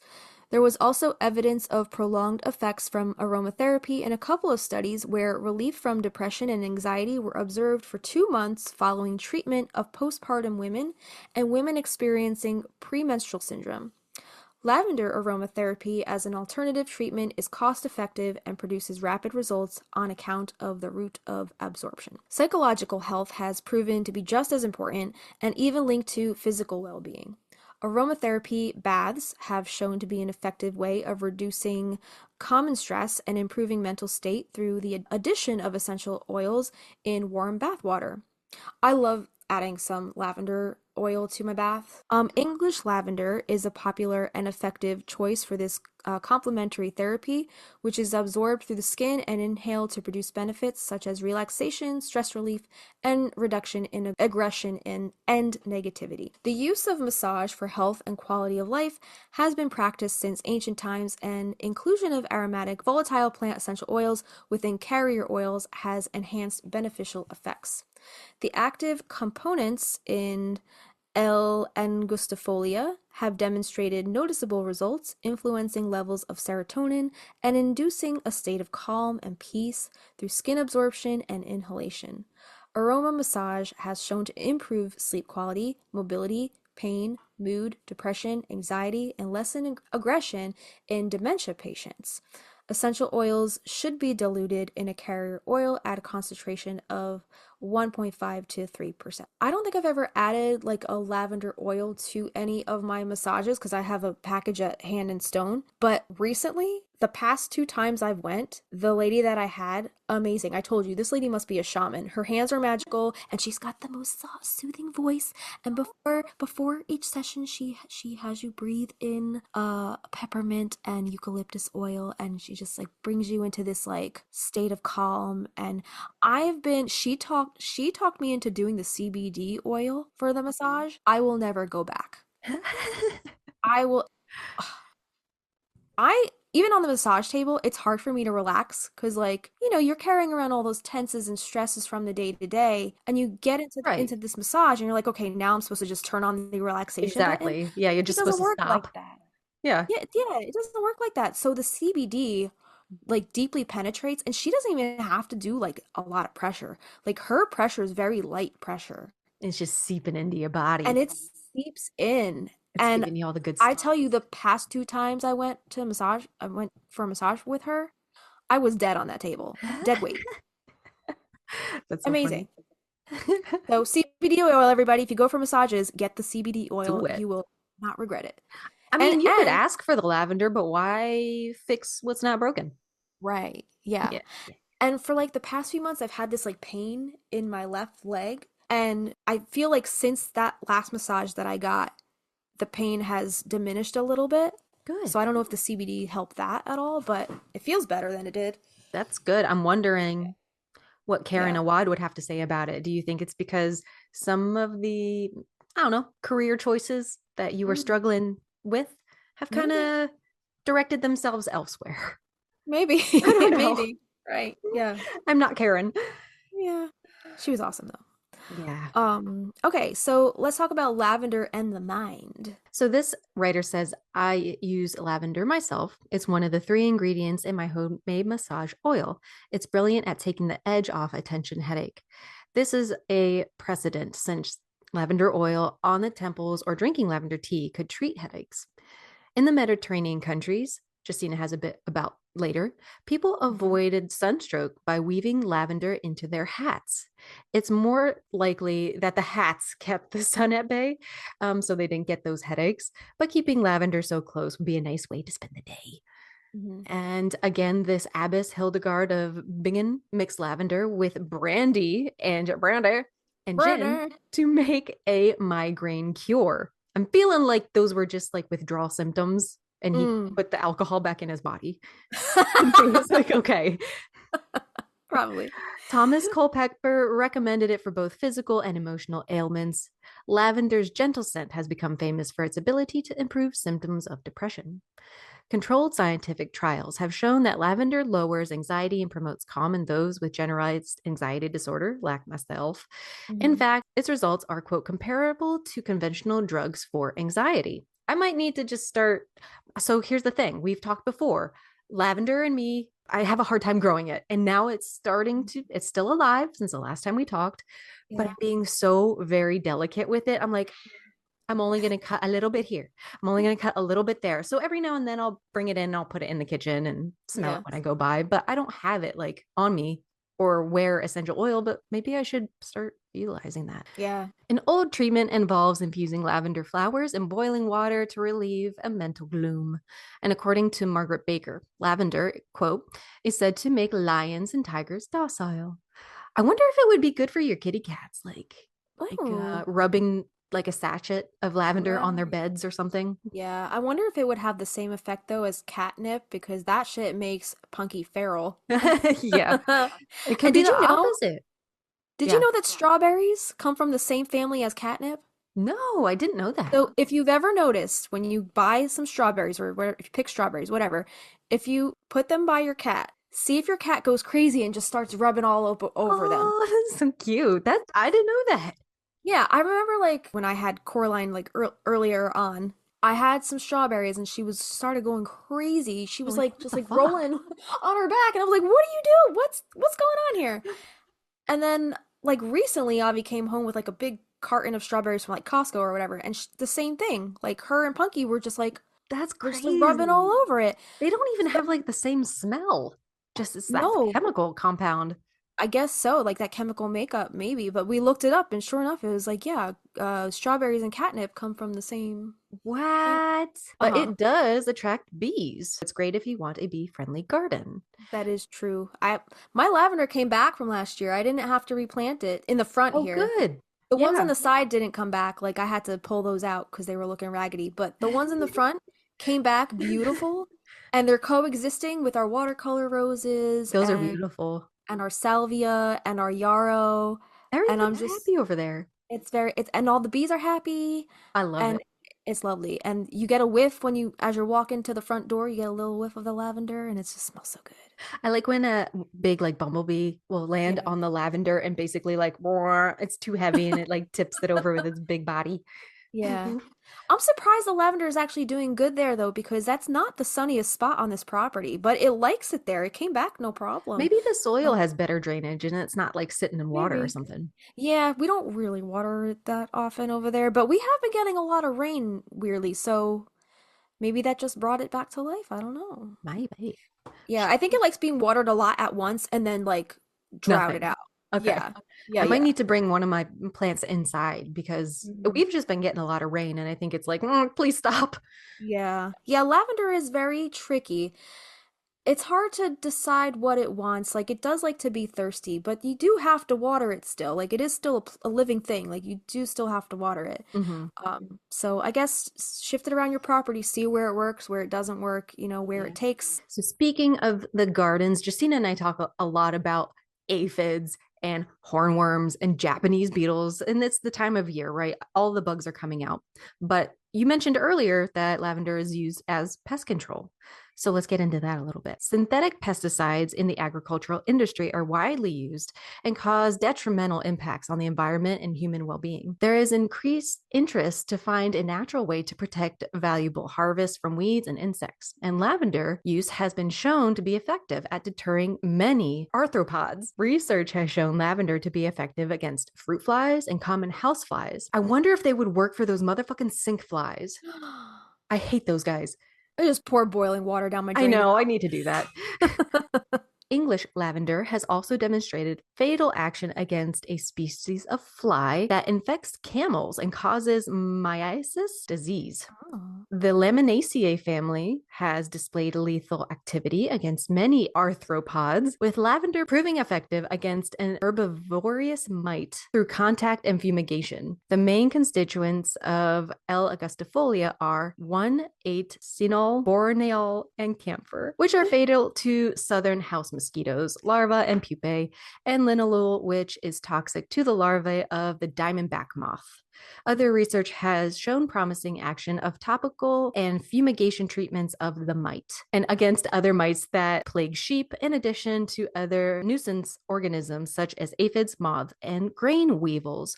I Oh. wonder if you can put your lavender near your roses. Are they Yeah. close by?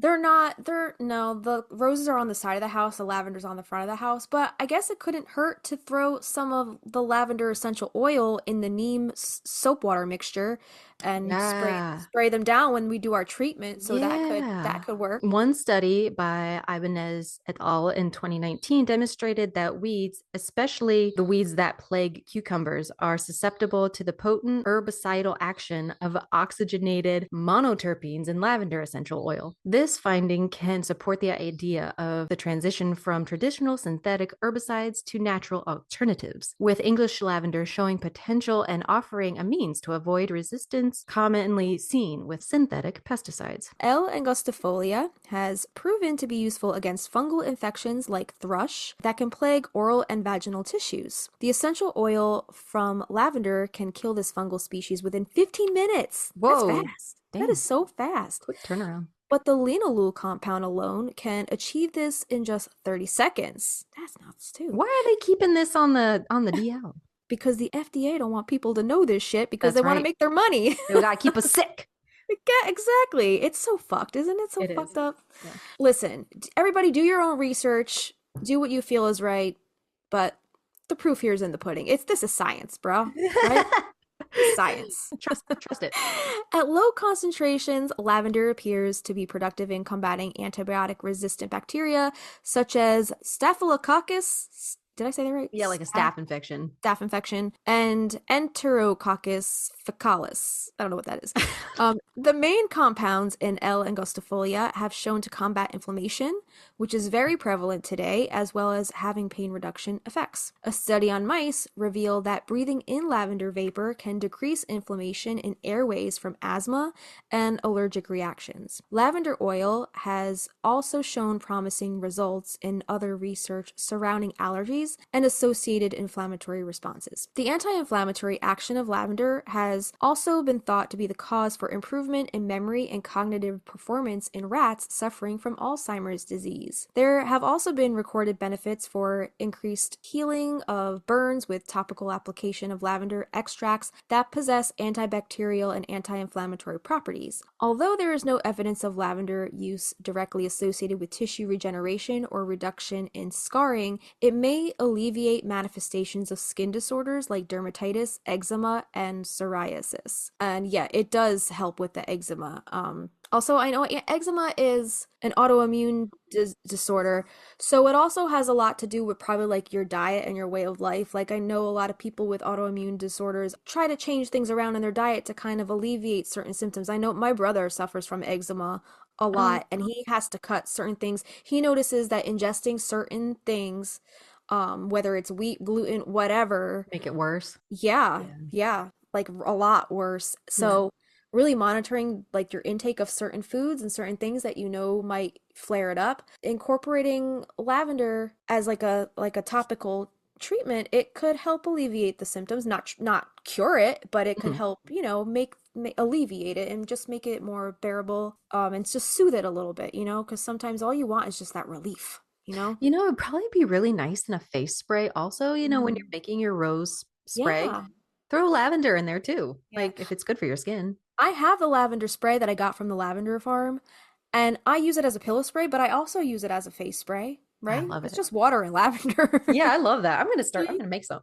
multi-purpose, use it for Mhm. whatever you want. Yeah, so it has been proposed that compounds in English lavender interact with areas in the central nervous system, treating symptoms of anxiety and insomnia. Selexin is a capsule form of English lavender that has shown promising effects in treating these symptoms, preventing the need for traditional synthetic medications that come with undesirable side effects, which we were talking about before. However, in one study, a few participants experienced some side effects such as infection, digestive upset, and nervous system disorders. So I guess, yeah, so just do your research, be careful. If you're sensitive to something, then don't use it. Linalool, a compound in L. angustifolia, has revealed favorable effects in rodents that experienced increased relaxation, lowered blood pressure, improvement in appetite and body mass, and lower energy consumption through inhalation. In mice, it's also been observed to drive social activity and deter aggressive behavior, and similar results have also been found in dogs and horses. Research on the use of lavender for analgesia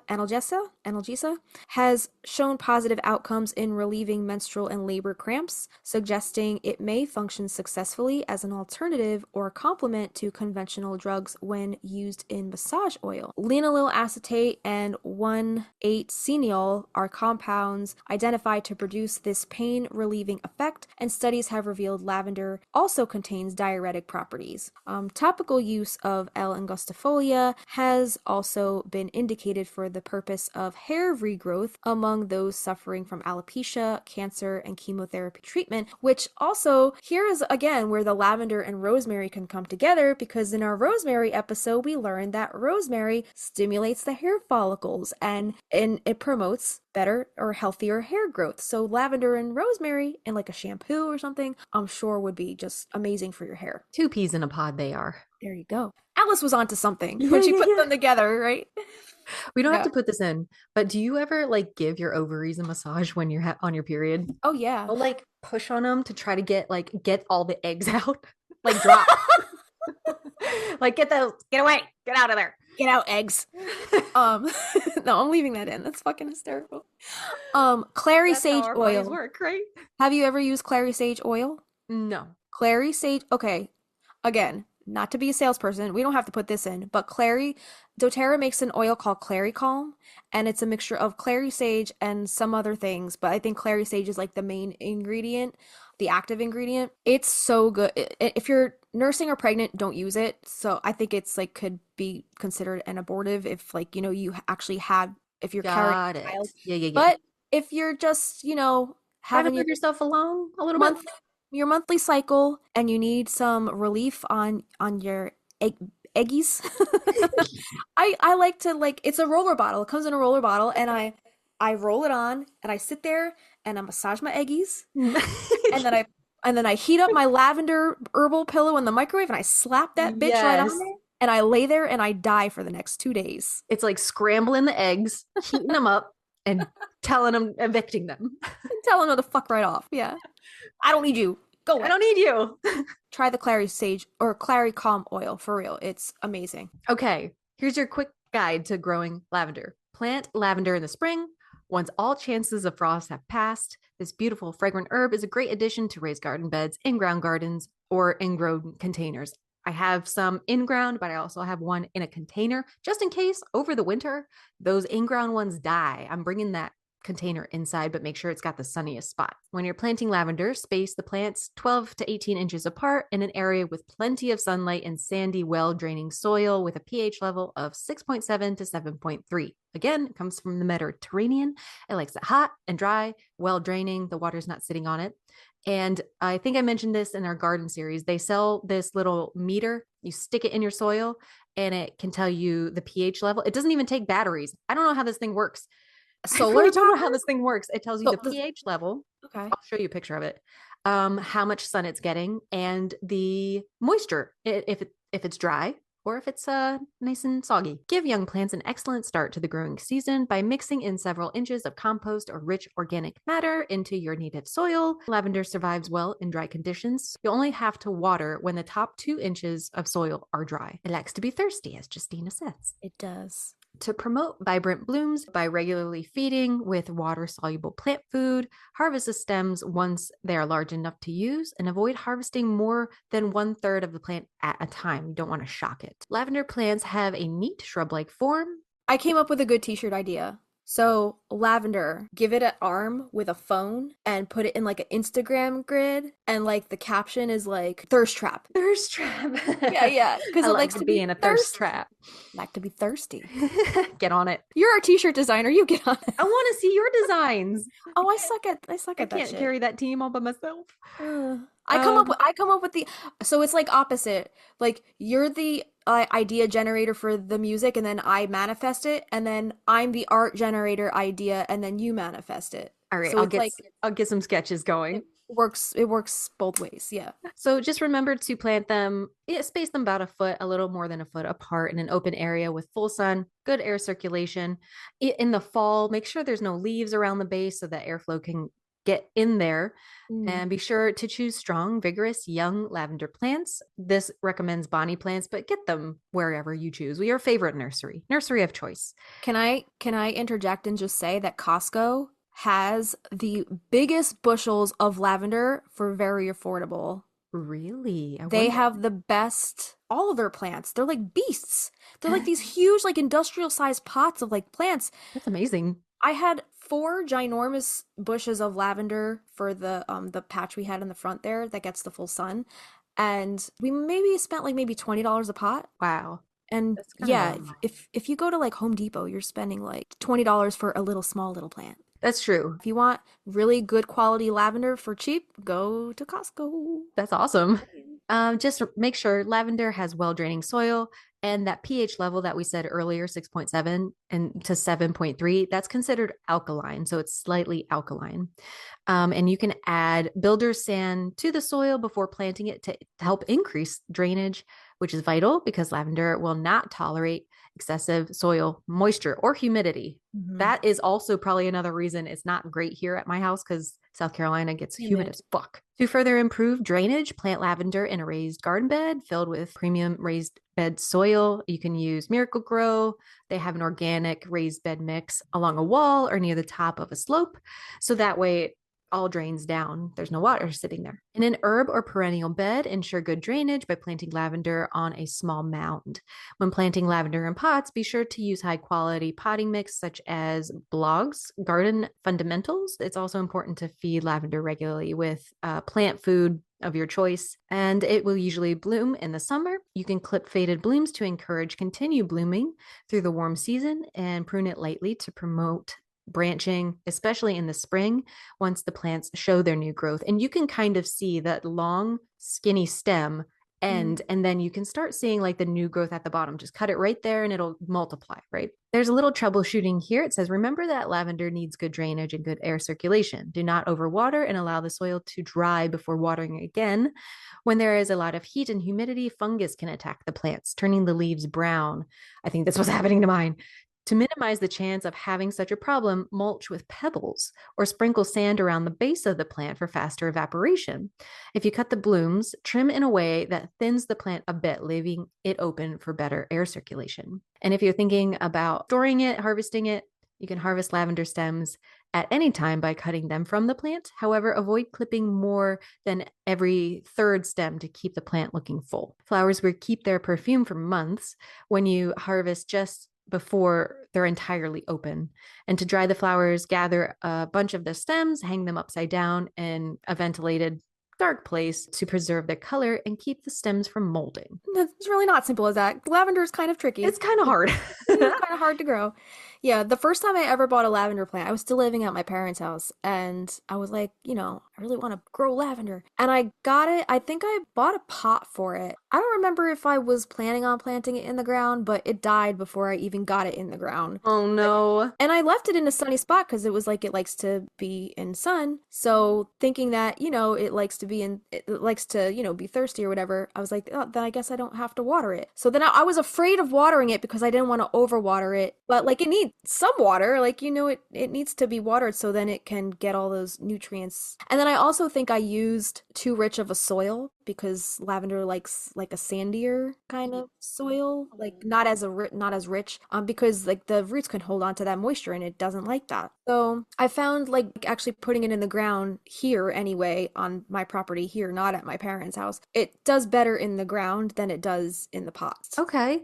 Yeah, it likes your drainage or something. That's what I have found. Yeah. R.I.P. to all of our lavender plants in the that we past. lost along the way. Yeah. That's how we And know. if you put rocks at the bottom of like before you pack it in with the soil and whatever, it has more of a chance for drainage because the rocks kind of like break up the dirt under, so no moisture can get trapped. Like rocks or like clay, like pebbles or something to Seashells, it can be anything. Yeah. Wood chips. just to eliminate the moisture at the base of the root. I've thrown in a handful of my driveway gravel at the bottom of those pots. Whatever works, whatever you have. Yeah. All right, we're going to talk about some culinary uses.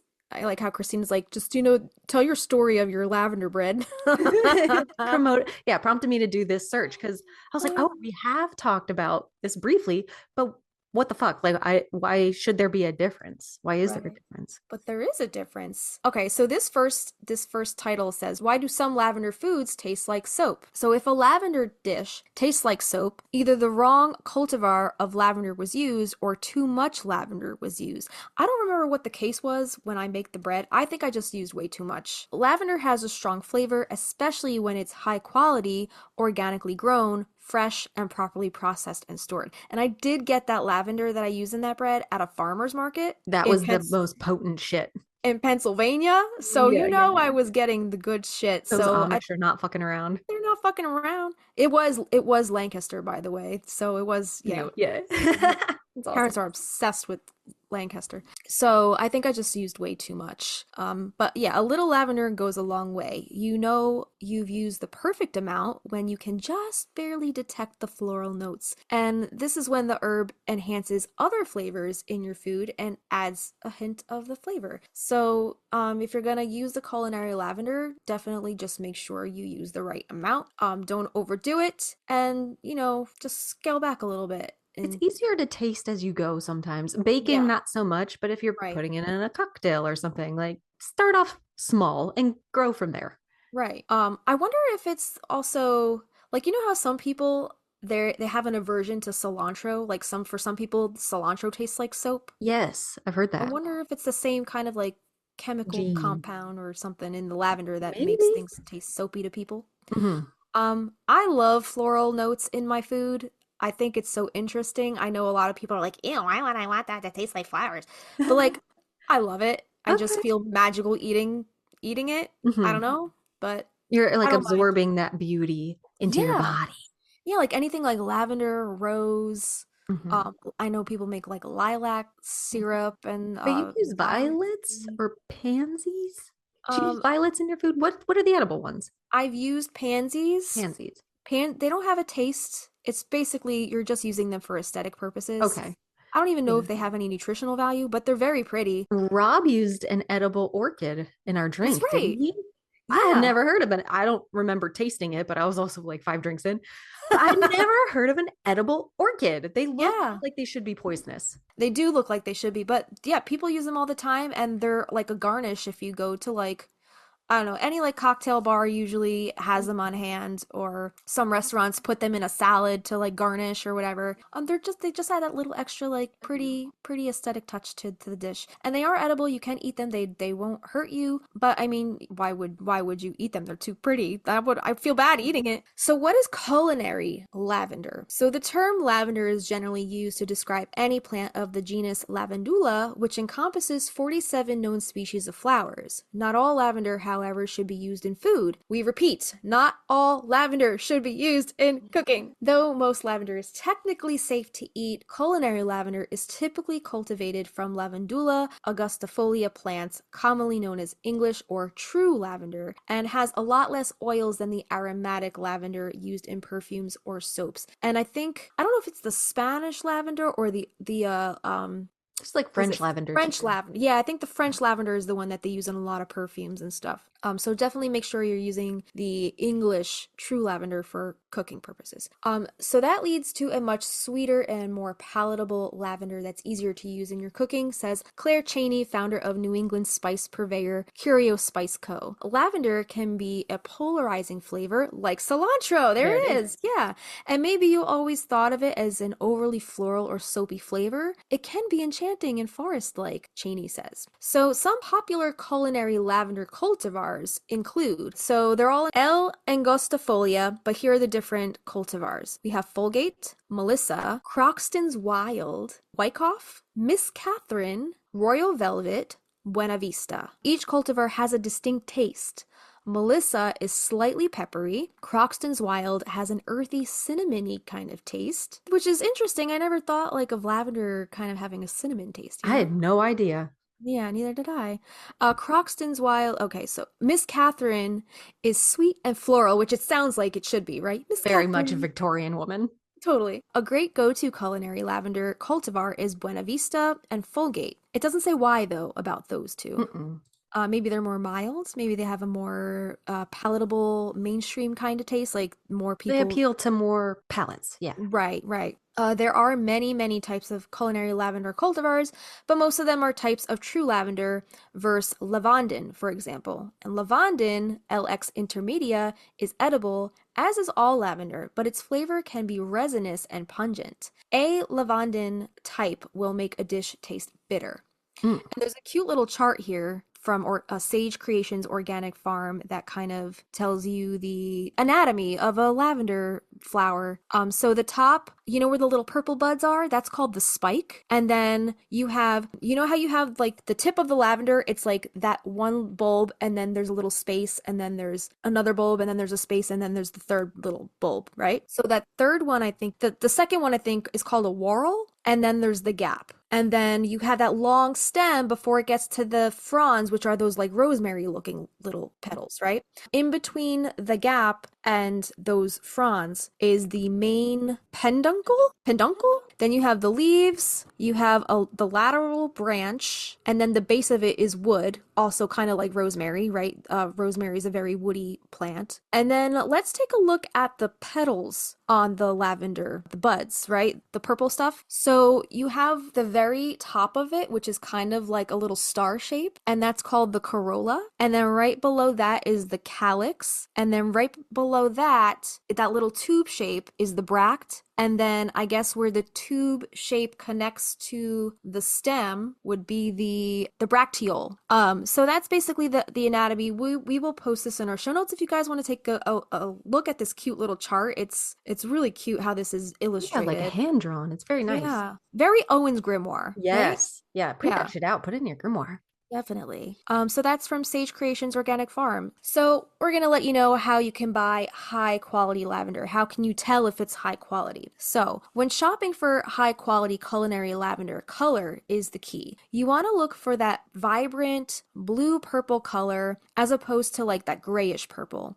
Cheney says. Cheney also recommends giving the herbs a nice whiff. Good culinary lavender should have a spicy, minty quality, not an overly perfumey aroma. Culinary lavender is sold both fresh and dried at many spice shops, farmers markets, and health food stores, as well as chains like Whole Foods and Trader Joe's. If the lavender isn't specifically labeled as culinary, you'll want to double check. Avoid cooking with lavender if you're unsure, and don't use lavender essential oil for cooking. It can be unsafe for ingestion. As with almost any food product, the quality is incredibly dependent on the source. Sourcing transparency is crucial in two different ways, Cheney says. One, it results in a fresher product closer to its harvest date, and two, it means that the money is going directly to the farmer as opposed to intermediaries, and more information is available regarding how it was grown and processed. And that was kind of like the same process that I was talking about before with doTERRA, is just making sure it's ethically sourced, that it was harvested as close as,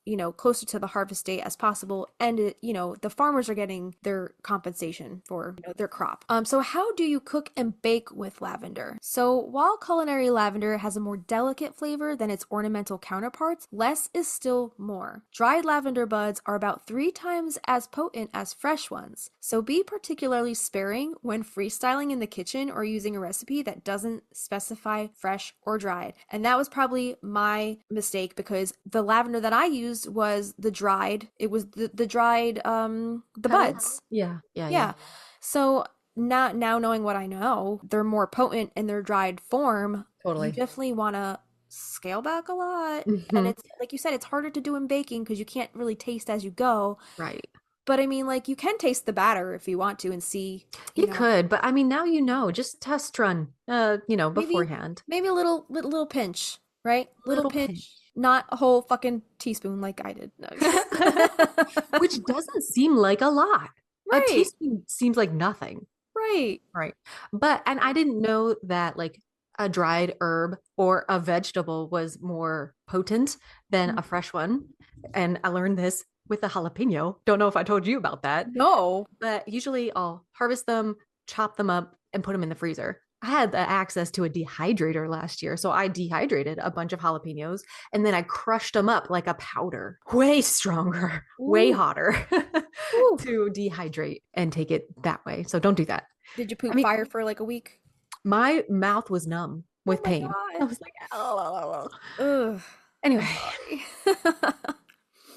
Yeah, so culinary lavender is defined partly by cultivar and partly by process. So first we begin by harvesting lavender at the optimal time for culinary use. Processing lavender buds begins by drying bundles of lavender and debudding the bundles, so separating the dried buds from the stems. And that must be so tedious. I don't know if they have like a machine that does this. Yeah. They have to, because that, I can't imagine how tedious those little buds, ripping those little buds off of the stems. They have a machine, yeah. Right. The buds then need to be cleaned, sifted through screens to remove leaves and bits of stem.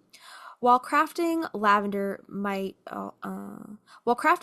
might also be sifted, culinary lavender is sifted multiple times so that all that remains in the lavender buds and not the leaves, stems, or dried calyxes, which enclose the petals and form a protective layer around the lavender flower. This extra step, cleaning the buds, is more work, but the end result is dried lavender buds that are free of stems and debris that you wouldn't want in your food. So when cooking with lavender, we eat the lavender flower bud, the little purple buds, right? While it's safe to have some bits of stem and leaves in a tea blend, these other parts of the plant have a much more pungent and bitter taste versus the pleasant floral notes of the lavender flower.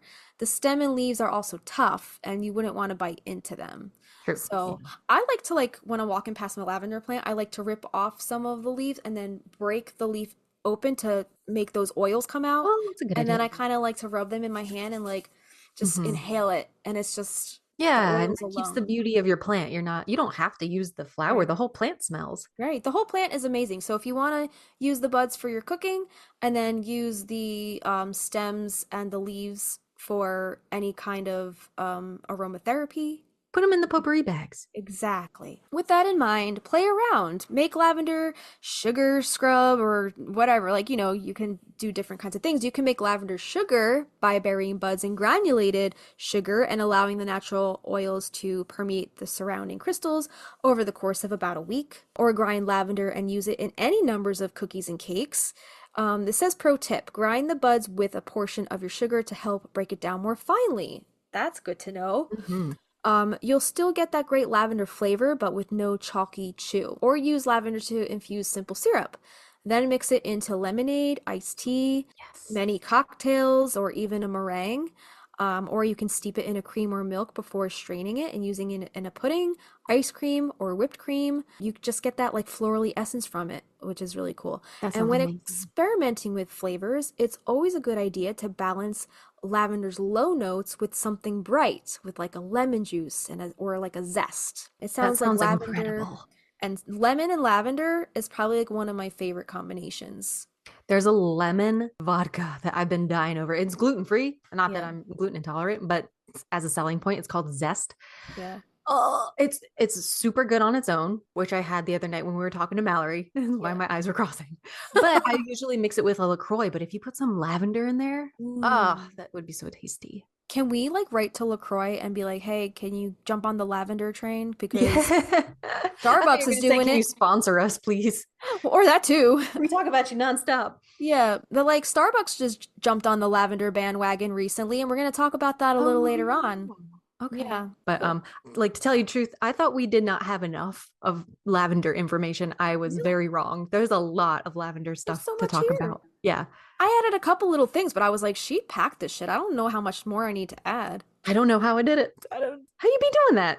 You'll be doing that. All right, so yeah, we're gonna take a break now, and when we get back, we're gonna do our card reading from the Inner Witch Oracle. Joseph did include a lavender card in his Practical Magic Oracle deck, which I can't wait to read about that. And then we're gonna take a look at the Magic and the Lore, the magical properties.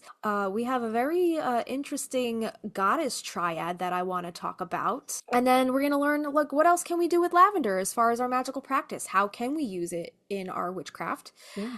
And yeah, we'll talk about more ancient folklore, that Four Thieves Vinegar, and then some products. We have some products, going to talk about some of those. And then I also have a little lavender story from the Lavender Farm that I want to tell you guys about. So Great. a lot of stuff, a lot more stuff coming up. So stick around and we'll be right back.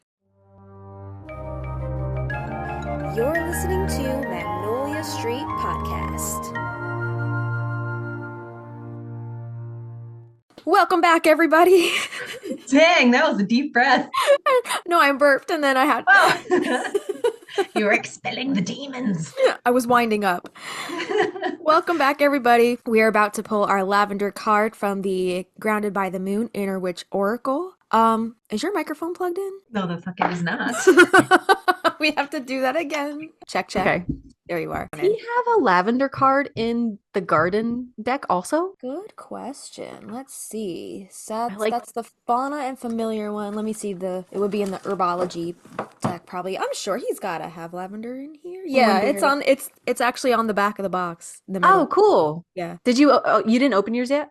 I you did. did? Yeah. I have it sitting here on my desk. I have them still in the little box. I love it. It's like a little bookshelf on my desk. All right, so this is from the Grounded by the Moon deck. We can also read from the Witch's Grimoire deck that he just released, because that one's included Let's do as well. both.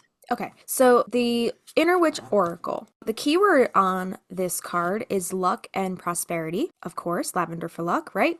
And also tranquility. So it says, take comfort in knowing luck is on your side. Stay calm and balanced. Things will work out. Now is not a time to stress or worry. The divine is taking care of things for you. Lavender has been used for centuries to aid with anxiety, improve sleep, and create an overall calming effect. Embrace this magical energy. Lavender is very tolerant and adapting plant and is also a wonderful natural bug repellent for flies and mosquitoes. Embrace the magical properties and effects of lavender in your life. Let the aromas calm and relax you. Saltwater baths with lavender essential oil is a wonderful way to let the magic of lavender connect and join your energy. If you can find some, ingest some lavender tea or bread. And that's actually what I'm doing right now. I'm drinking my traditional medicinals. That's a tongue twister. Chamomile and lavender blend, which is really warming and comforting on my belly because I has the cramps. I didn't even think about making lavender tea for today. I should have done that. I hope you enjoy yours. It is, clink, clink, clink. It's very, very good. We're going to talk later about where I get my lavender from because Mm. I can't wait to tell you about this company. Okay, cool. Yeah, so the mantra on this card is everything will be fine. It'll be fine. Yeah, the house That is was on fire. Jillian's outlook. It'll be fine. Right, well, yeah, they both like tried slapping a band-aid over a bullet hole, right? Like, Yeah. the whole Jimmy thing, and the aunts are like, "What's going on?" And the broom falls, and they're like, "We got this. It's fine." What are you talking about? They revert to child, like their child selves in that What broom? moment. So What broom? what are you talking about? It's Gaslight. Gaslight Central over there. So let's see. This is the Witch's Grimoire, Herbology and Garden Magic decks. And he's got 3 decks in this compilation. So I'll tell you what the lavender card says. I just passed by Mugwort. Mugwort. Okay, lavender. Lavandula officinalis is ruled by the element of air, the planet of Mercury, and the astrological sign of Virgo. The quote on this card says, "By prioritizing my mental health, I will find the serenity I seek." And the key message on this card is bring forth peace of mind, serenity, comfort, ease, relax. And the lavender card represents the need for peace of mind and the importance of self-care in achieving it. Know that you can find serenity, comfort, ease, and relaxation by taking time to practice nurturing yourself. Allow lavender to bring you a sense of calm and tranquility while you release any stress or worry that weighs you down. Just like the soothing scent of lavender, this card brings a wave of serenity into your life and invites you to find comfort and ease amidst the busyness and challenges of daily life. Lavender is a gentle reminder to take pause, relax, and nurture yourself. Pulling this card serves as a gentle encouragement to prioritize your mental health, your well-being, and find moments of peace and relaxation. Embrace the soothing energy of lavender and allow it to bring serenity and comfort into your life. How appropriate Yeah. for us at this Definitely. point in our lives. Yeah. Take the time, like we talked about in our actual tea episode. It's like a meditative, take your time, slow down, which I have a hard time with. So lavender is in my pocket. Right. Interesting that you said it's associated with Virgo. Yep. And I think you said Gemini as well. And this article that we have coming up next, they also list Libra. So that's interesting. Okay. Yeah, Mercury, of course, is tied to the planet of communication, making lavender a great choice for bringing relaxation and calm to a heated conversation. Yes. They list some dates here as well. This is via Crystal Vaults, by the way. Okay. Their dates that they listed, lavender is one of those birth herbs for those born on January 4th, January 23rd, March 6th, April 12th, June 14th, August 16th, September 12th, November 14th, and December 31st. I'm not sure how they came up with those. Yeah. Yeah, it says those with those birthdays will find that they have a special attraction to lavender, and the magical energies of lavender may be dominant in their personality traits. Mm-hmm. They also list Pisces here. The zodiac sign associated with lavender is Pisces and Virgo. So we got Pisces, Virgo, Libra, and Gemini. Kind of all over the map. All over. I guess that speaks to lavender's versatile properties. It seems like it's kind of like the clear quartz point of the herbal world, right? It's kind of like a slap it on remedy for anything you need it for. It's like the staple, like rosemary, clear quartz, lavender, white candle, right? That's all you need. And a rock. Seashells. At the very beginning of the episode, we talked a little bit about feng shui, but this has a bit more right here. Lavender brings in the energies of fire, metal, and wood elements. The flower buds bring the energy of fire, and the stems bring the wood elemental energy, and the leaves bring the metal energy. Fire energy is the energy of enthusiasm, warmth, brightness, illumination, and activity. It is the yang in nature. It is the energy of heat, action, emotion, and passion, of ideas, of concepts, and sex. It is alive, potent, and often destructive. We all need that heat, passion, and life-giving energy of the fire element. It is a powerful element that must be used in moderation. Everything in moderation, right? Mm. As far as the metal energy is the energy of precision, simplicity, and clarity. It also represents righteousness, integrity, and joy. This element has unique traits and appearances. It brings out the qualities that distinguish you from others. It is traditionally associated with the west and northwest areas of a home or a room. The west area governs the children and the creative area of your home. The northwest area is associated with helpful people and travel. Use the metal element's energy to enhance your creative playfulness and optimism and timelessness. And as far as the wood energy, this is the energy of growth, expansion, new beginnings, nourishment, and health. It enhances vitality, bringing abundance, and keeps us growing physically. It is symbolized by green and brown, Use these colors to enhance any space that you use for eating, in the room for a small child, or in a place of your home where you are beginning a new project. I like that. Wood energy is traditionally associated with the east and the southeast of areas of your home, or the family and hearth areas, and the prosperity and abundance areas. Wood energy is vital for your well-being. So some uses for talismans and amulets they have listed. They make great talismans and amulets for needs including, okay, there's a lot. There's a lot. So I'll try to rip through this. Celebration, dealing with grumpiness, curing headaches, innocence, majesty, originality, pleasure, sensuality, shamanic dreaming, dealing with stress, dealing with timidity, wonder, adventure, loneliness, awe, addiction, therapy support, affection, approval, benevolence. Benevolence. New beginnings, rebirth, generosity, neutralizing bitterness, dealing with a broken heart, caring, compassion. What's that? Condescension, like I guess being condescending against condescension. Oh, yeah. Okay. Fighting cruelty, decency, direction in life, despair, dealing with disrespect, curing emotional blackmail, dealing with exploitation, dealing with feelings, goodness, dealing with gossip, dealing with imperfection, harmony, brotherhood, congeniality, like Sandra Bullock's movie, courtesy, and grace. That's a lot. I don't know what I Ching hexagrams are. I think it's another way. It's like a form of divination, like the I Ching. Oh, okay. I've never heard of it before. Yeah. It says lavender is governed by hexagram 23. Let us know if you do this. I would like to know more. Tumbling down. Key energies are breakdown, collapse, dislocation, fatigue, failure, falling, disruption, decay, destruction, dissimulation, degradation, entropy, and demolition. Knowing this relationship tells us we can use lavender and magic work to deal with the issues of fatigue, failure, and decay. Lots of opportunity to rebuild relationships and lives with this herb. Mix it with mugwort, chamomile, and rose to attract fairies, elves, or little brownies on Midsummer's Eve. Aww. Lavender is associated with the third eye chakra, which makes sense because it's purple. Use it as a tea to increase your clairvoyance and psychic intuition. Using it in conjunction with amethyst, also purple stone, during ritual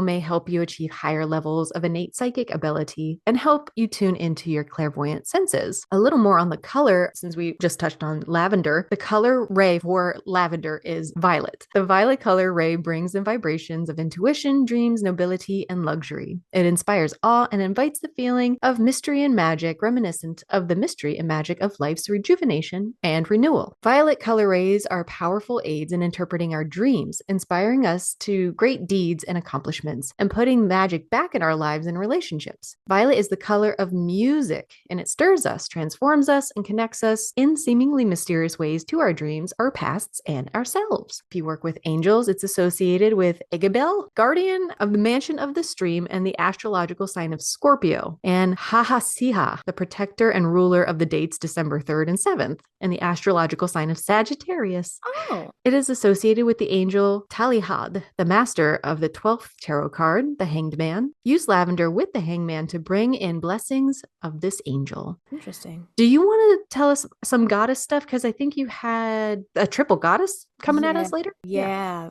Okay, so lavender is sacred to Parvati and Selene. Parvati is the Hindu goddess of love and marriage. She promotes peace and a long life, and she brings in energies of determination, strength, purification. She also supports the longevity of relationships and a healthy, fruitful life. And Selene in Greek mythology is the goddess of the moon, and she is often depicted on her moon chariot illuminating the heavens. She's often associated with Artemis, goddess of wild animals, hunting, vegetation, and childbirth, and Hecate, goddess of magic, crossroads, witchcraft, and the moon. Selene, however, is the only goddess to be portrayed as the personification of the moon itself. Dedicate altars, spells, and rituals to Selene to bring in energies of the divine feminine and to encourage psychic intuition. So I kind of went down the rabbit hole here because I was curious as to how Selene was associated with Artemis and Hecate, because Selene being tied to the moon, and then the moon has its place in practical magic a lot, and as we know, Artemisia vulgaris, our mugwort, and then Hecate, mighty Hecate, make it right? They didn't use Hecate in the film, they chose Hecate, which is probably like their own watered down version of the actual goddess because they probably didn't want to disrespect They didn't her. want to call upon the actual goddess of darkness. Right. The crossroads, exactly. So I was wondering how they were all connected. So there's this thing called the Triad of Artemis, Selene, and Hecate. No And shit. this comes from classicalwisdom.com. We will link this in our show notes if you guys are interested in going down the rabbit hole further than I did. But the origins, I wanted to speak about the origins of this triad. So in classical and Hellenistic religion, this trio of goddesses were very popular and appear to have been part of the public religion of Rome in particular. They were often worshipped by women, and they were seen as being very well disposed to mothers and their children. Artemis was one of the most popular goddesses in the Hellenic world, and there were many temples and festivals held in her honor. Similarly, there were shrines to Hecate at many entrances. The Romans adopted many Greek deities, including this trio of goddesses. They worshipped Selene under the name of Luna. Artemis was known as Diana, and Hecate was referred to as Trivia. At some point, the Romans began to conflate the three goddesses, possibly in the Republican era based on images on coins. This was because the three shared many characteristics. Most prominently, all three were female and associated with the moon. So I'm wondering if they were like the triple goddess, kind of, you know? Yeah, keep going. So they were thought to protect or favor those who invoked them. The triad is part of a tradition of triple deities that are common in mythologies around the globe. Some believe that grouping of the goddesses in a triad reflects the influence of Celtic mythology, but this is controversial. Now we'll talk about the worship of Hecate, Artemis, and Selene. Much of what we know about the triad of goddesses comes from Roman era period from the 1st through 5th century AD. References to the goddesses are made by Seneca the Younger, as well as the epic poets Statius and Nonnus. From these, we can see that the triad of Artemis, Selene, and Hecate was often worshipped in groves, which were believed to be sacred to Artemis. It appears that the triad was also worshipped at shrines sacred to Hecate and Selene, and the triad was believed to have the combined attributes and powers of all of the three goddesses. In the Roman era, they were regarded as the protector of travelers and associated with the world of the spirits. In the tragedy Phaedra by Seneca, the heroine prays to the triad to make her beloved return her love. And it should be noted that the worship of the triad did not mean that the individual goddesses lost their identity or role in Greco-Roman religion. They were often known as Hecate the Triple Goddess or Three-Faced Selene and worshipped as a group because of their close associations and were not viewed as a single divinity. I want to ask you something. Yeah. Because you've seen the old Jason and the Argonauts. Yeah. Do you remember Medea? A long She time ago. prays to Hecate, the big statue. I was always freaked out as a kid because that statue has The three glowing faces. eyes? No, it's got three faces, one looking forward and two looking both sides. What am I thinking? Oh, wait, am I thinking of Medusa with the glowing eyes? Didn't her eyes glow? Probably, but the woman's name is Medea, like the Okay. witch who helps Jason at the Okay. end. I don't Anyway, she's a remember. priestess of Hecate, Oh. and the statue she prays to has three faces. Oh. I'm wondering if those are the other two. So the other must be Selene and Artemis. Artemis. Could be. Whoa. Whoa! I'll try to That's find a a photo cool- while you're reading. Yeah, put it in here. That's a cool find. The last time I saw that movie was forever ago. So I It's don't my remember. go-to hangover movie. I love I only just watching remember that thing. like the Medusa scene and the Pegasus scene. I don't think we're talking about the same movie. Wait, am I talking about Jason and the Argonauts? What's Let's the see. movie with the Medusa? That's not Jason and the Argonauts? I'm wondering if that's Clash of the Perseus? Titans. Oh, okay. I get those two movies mixed up because I used to watch both of them with Okay. my dad growing up. Oh, good Yeah. taste. He's got good taste. All Both right. great movies. He loves mythology. He actually got me into mythology. That's and sick. That's so cool. mythology and astrology. Like growing up, he was super into both of those things. So Rosario. guess That's I awesome. get all of that weird shit from him. Okay, so that's pretty cool. That makes sense. That would be We'll try to find a photo. the We'll try to see. triad that we're talking Mhm. about. It appears that the triad was very popular with magicians and those who practice magic, which was ubiquitous in the ancient world. This is evident from surviving papyri, I guess like papyrus scrolls or whatever paper that they used to write on, right? Yes. Mm-hmm. Surviving papyri that have been unearthed in the deserts of Egypt, which record magical incantations and spells. There are many references to Hecate in her triple aspect in surviving Greco-Roman magical papyri, and specific references to her as being part of the Triad.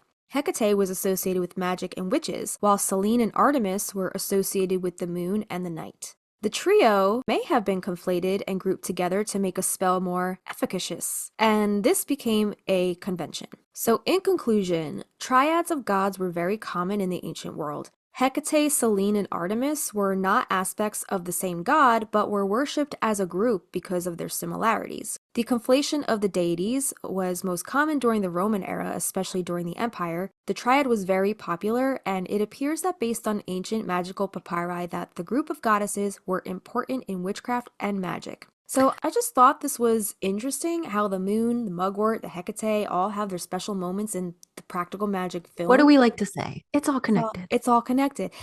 I had no idea that they were connected in this triad through mythology. I would have never known. And growing up watching that movie, Yeah. it wasn't until a couple years ago that I realized, like, oh, she's practicing witch, like she's praying to Hecate. Yeah. I did put some pictures in here. I don't know if they came up on your end yet, but in the movie, the triple-headed deity icon she's praying to has more of like a Sekhmet, like lioness heads. Yeah. But I did find another picture that is like the triple goddess, triple faced. But in the movie, it's like a lioness head on That's- top, but she's praying to Hecate in that scene. That is so badass. I'm I'm Go ahead. wondering, since they're all like kind of connected to the moon, so would they in essence be like the triple goddess? Like I wonder if either one is considered maiden, mother, or a crone. Like which roles do they have in that aspect? Right. Are they even considered like that kind of Triad. triad? Yeah. Yeah.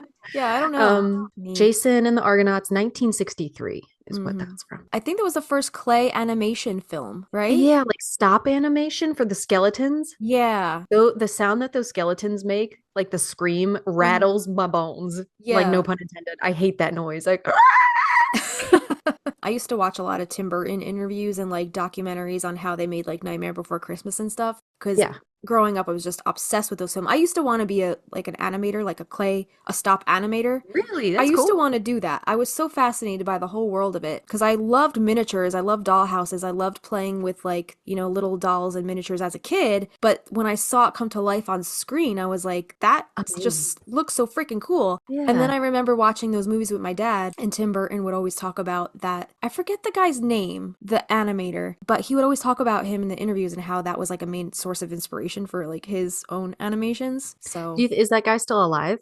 I don't think so. But he was like a pioneer in the animation world. I wonder when the first stop animation film was put together. The Humpty Dumpty Circus, 1898. 1898. That's what it says. Yeah, it says the very first stop motion film produced was 1898's Humpty Dumpty Circus, a short film made using dolls with jointed limbs to simulate the movements of circus acrobats.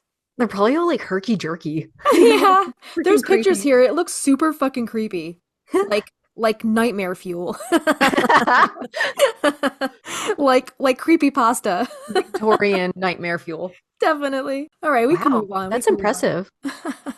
That's Okay. a great find. Thank you for putting that in. Yeah, man. All right. So I guess we'll talk a little bit more about lavender as far as its correspondences and its magical properties. So lavender has always been used in magical rituals for its calming, sedative, and peacemaking effects as an aid in the purification rituals of the rooms, especially in the reception of the newborn. It is auspicious. It is indicated as a decorative herb of the altar during Litha, the midsummer solstice, June 20th through 21st, and for Lunasa, August 1st. In the hand fasting, the neo-pagan union ritual, lavender plays a role of the protector of marriage, bringing love and fertility. It is woven into the bride's crown, added to the dishes, especially in the wedding cake, and drunk in the ritual cup. If it's planted around the house, it gives protection and serenity. It helps to calm the spirit and to remove bad moods. It is used to prepare candles and pillows, and it helps to sleep peacefully. Lavender is a potent plant used in purification rites to ward off negativity, misfortune, and a bad mood. It's used for peace and love. Furthermore, it promotes happiness, love, and the attainment of inner peace.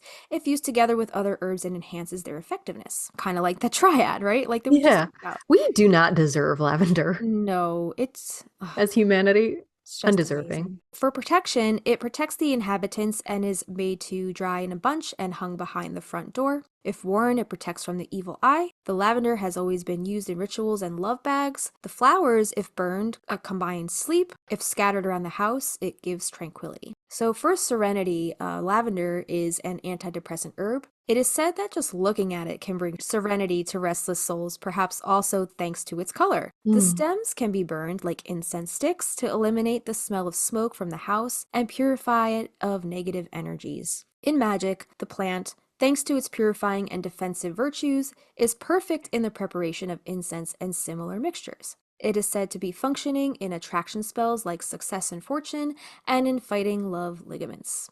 So what else can we do with lavender? So you could do anything with it. Like we said, it's good for everything under the sun, basically. Put it on your body. Put it in your body. Exactly. Put it in your home. Put it outside your home. Put it in your Right. car. Put it near your pets. Would you eat it Near in your a boat? babies. Would you eat it near a moat? Would you eat it in a box? Would you eat it with a fox? Kristina you just imagine? became Dr. Seuss.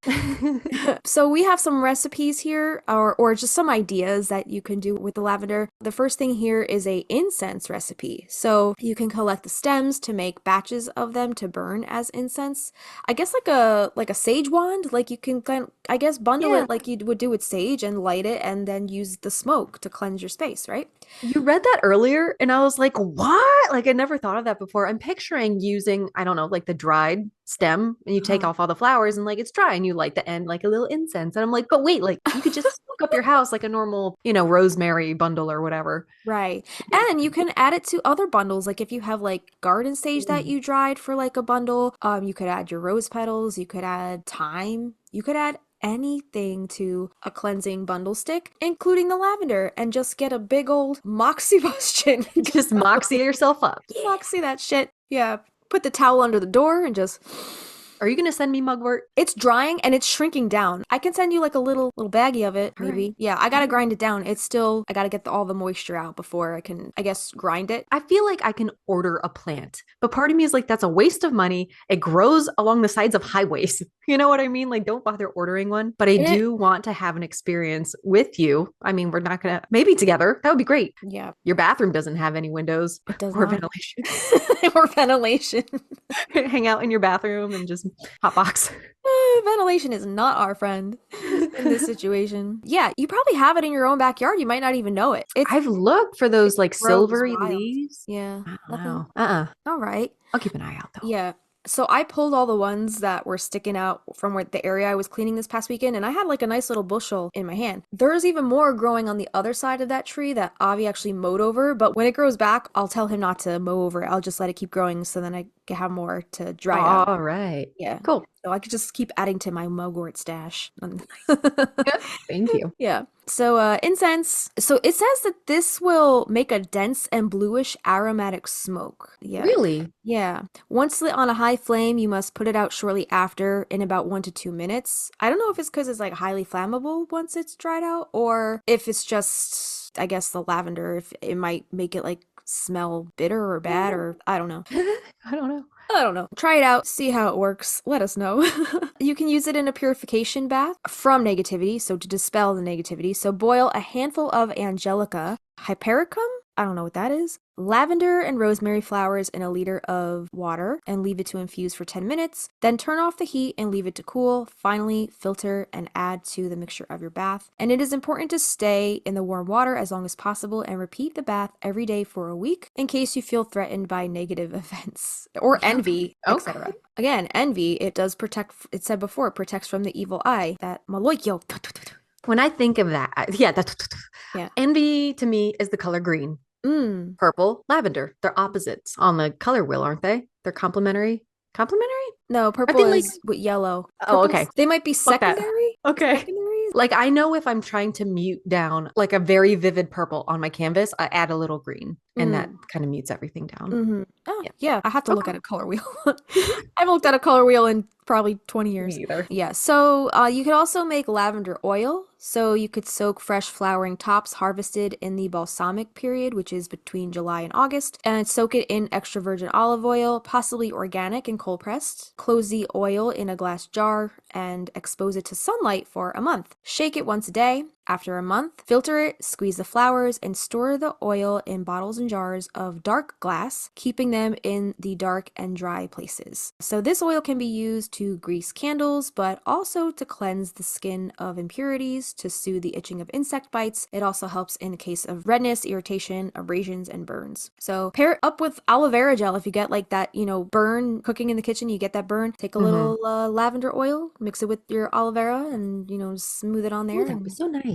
That sounds soothing. You can also use lavender in a friendship bag. To strengthen a friendship, take white silk or cotton cloth, sew it on the sides, and close it with a ribbon of the same color. Inside the bag, place 7 chamomile heads, a lilac ribbon, 3 ears of lavender, a piece of pink quartz, so I guess like a rose quartz, and share it with your friend. Cute. You've sent me little sachets of lavender and goodies before, It so is so cute. appreciate that. Yeah, you can also make a child protection talisman. So collect 3 oak twigs, 3 pine branches, and some spikes of lavender, combine them with a wire, then tie them with a red ribbon. Under the talisman, attach silver-colored bells to call the fairies to protect your children.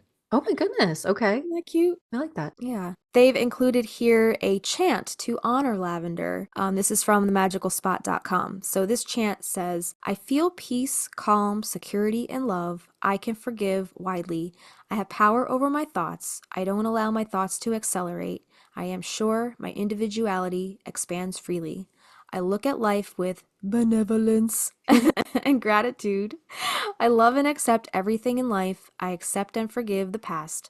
I am peaceful and harmonious. I am like the new dawn of every day. My thoughts are renewed, clean, fresh, and bright. I welcome the new and easily assimilate new ideas and attitudes. Everything is changing in life. I, like the tree, let the original circulate like new sap in me. I know what the ways and paths of love can change, but love never changes in its essence, nor is it ever lost. Thank you, lavender, for your heavenly scent.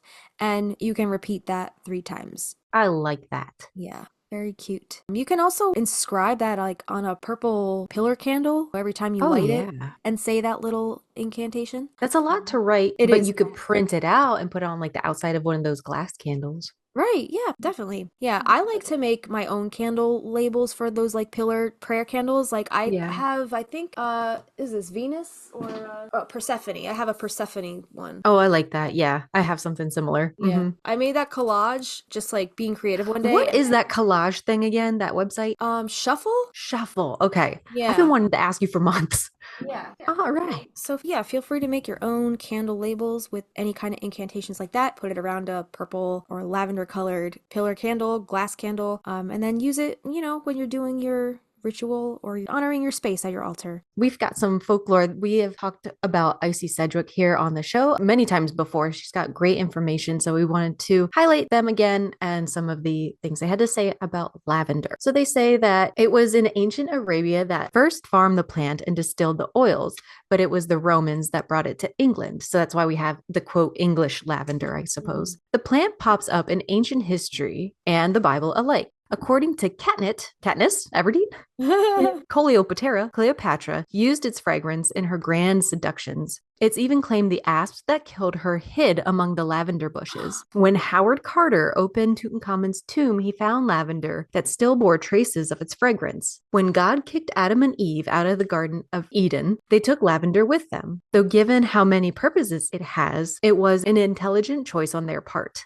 I'm guessing this is Mary Magdalene. When a woman washes Jesus's feet, the lotion she applies contains lavender. I think in the Bible it was spikenard, but again, we talked about that a bit ago that was mixed up in the Bible a bit. His mother Mary hung his swaddled clothes on lavender bushes and apparently transferred his scent to the plant. So are they saying Jesus is the reason that lavender smells the way it is? So when we're walking by a lavender bush and we're smelling the scent, we're just smelling Jesus? We're smelling Jesus. He smells nice. Nothing like a good smelling man.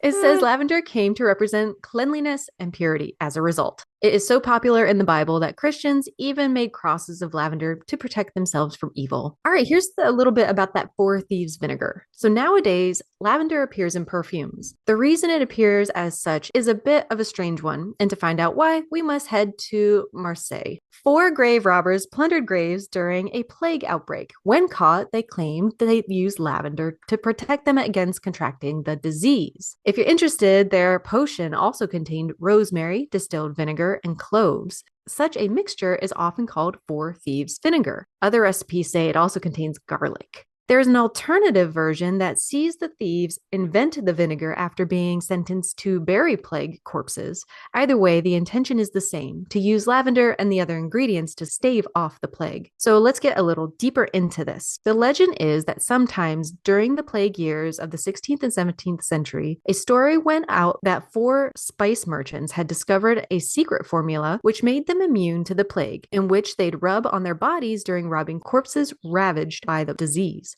That formula was eventually revealed to be a strong red wine vinegar with a number of different spices, repeatedly one of each thief, most notably a lot of garlic. Vinegar and garlic have some strong antiseptic properties, so it's not hard to imagine that in a time before the discovery of microorganisms in 1675, any application of antimicrobial formula would help prevent a communicable disease. Justina, how would you say that name? Leeuwenhoek's? Okay. Leeuwenhoek's discovery in 1670. Antony van Leeuwenhoek, he was Dutch. He was a Dutch microbiologist and a microscopist in the golden age of Dutch science and technology. Okay. He was known as the father of microbiology. Whoa. Yeah. I don't remember any of my science from college.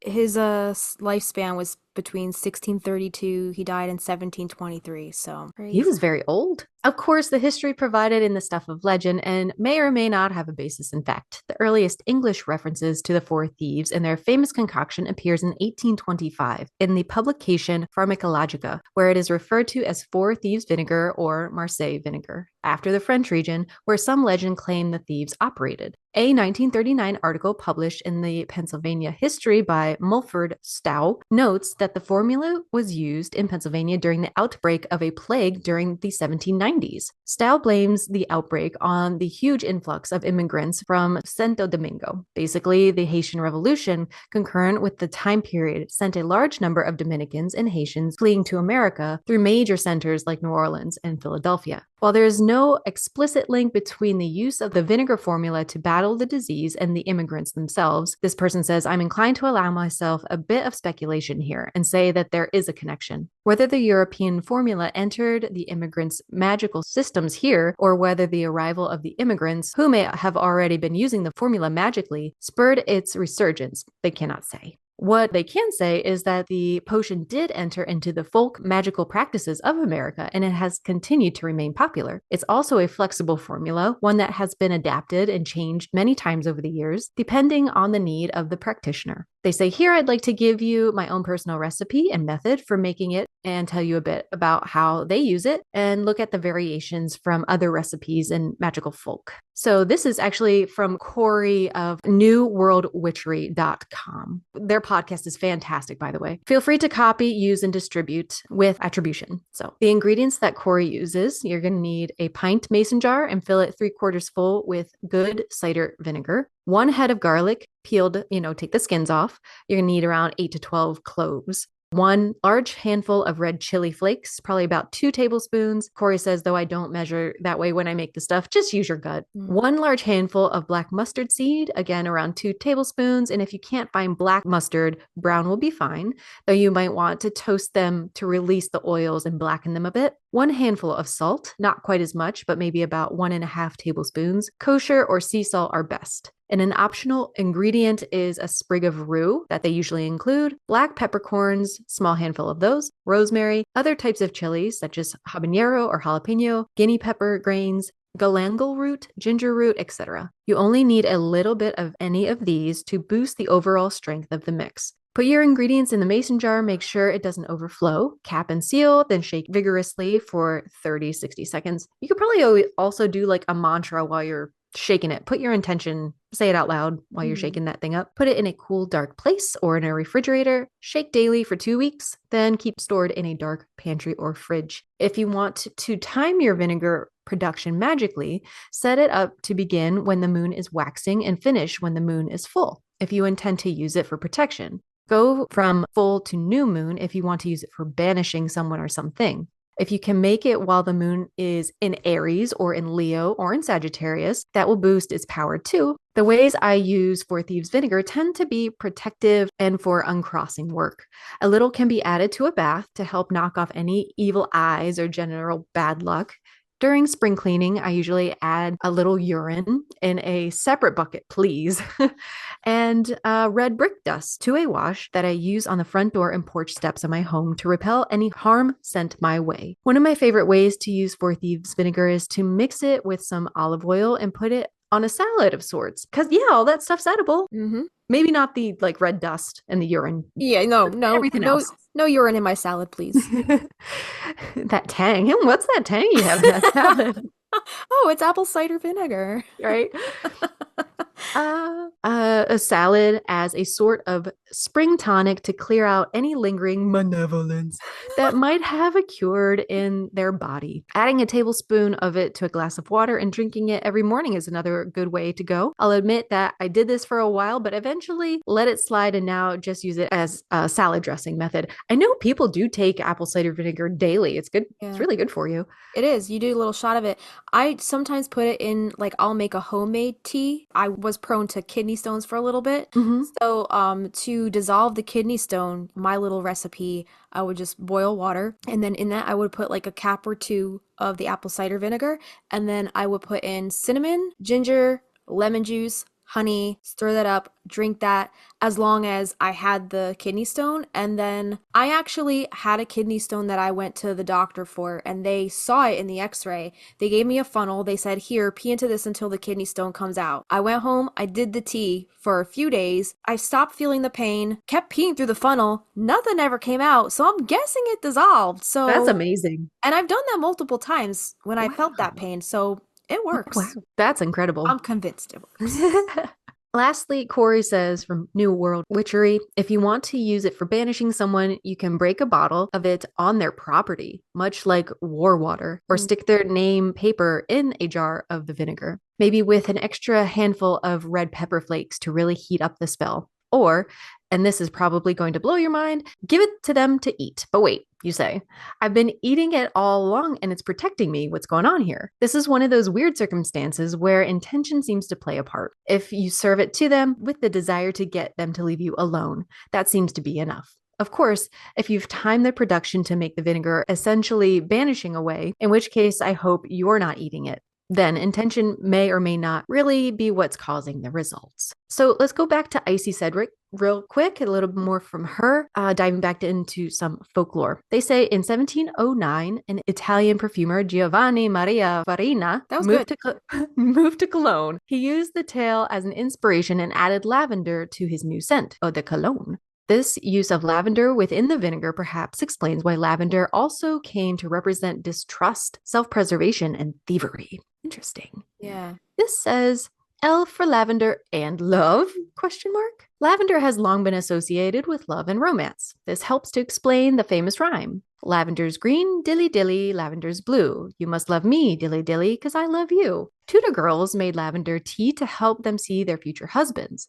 They drink it before bed, asking St. Luke to bring a vision of their true love, amas veritas, in their dream. You could also scent your clothes with lavender to attract love. Girls also hid sprigs of the plant under their pillows, the pillows of their beloved, to help them think loving thoughts. It possibly explains why newlyweds stuff lavender into their mattresses to help encourage marital bliss. People also give sprigs to newlyweds to bring them luck. And Icy says, I can't help thinking the scent would be more likely to encourage a good night's sleep.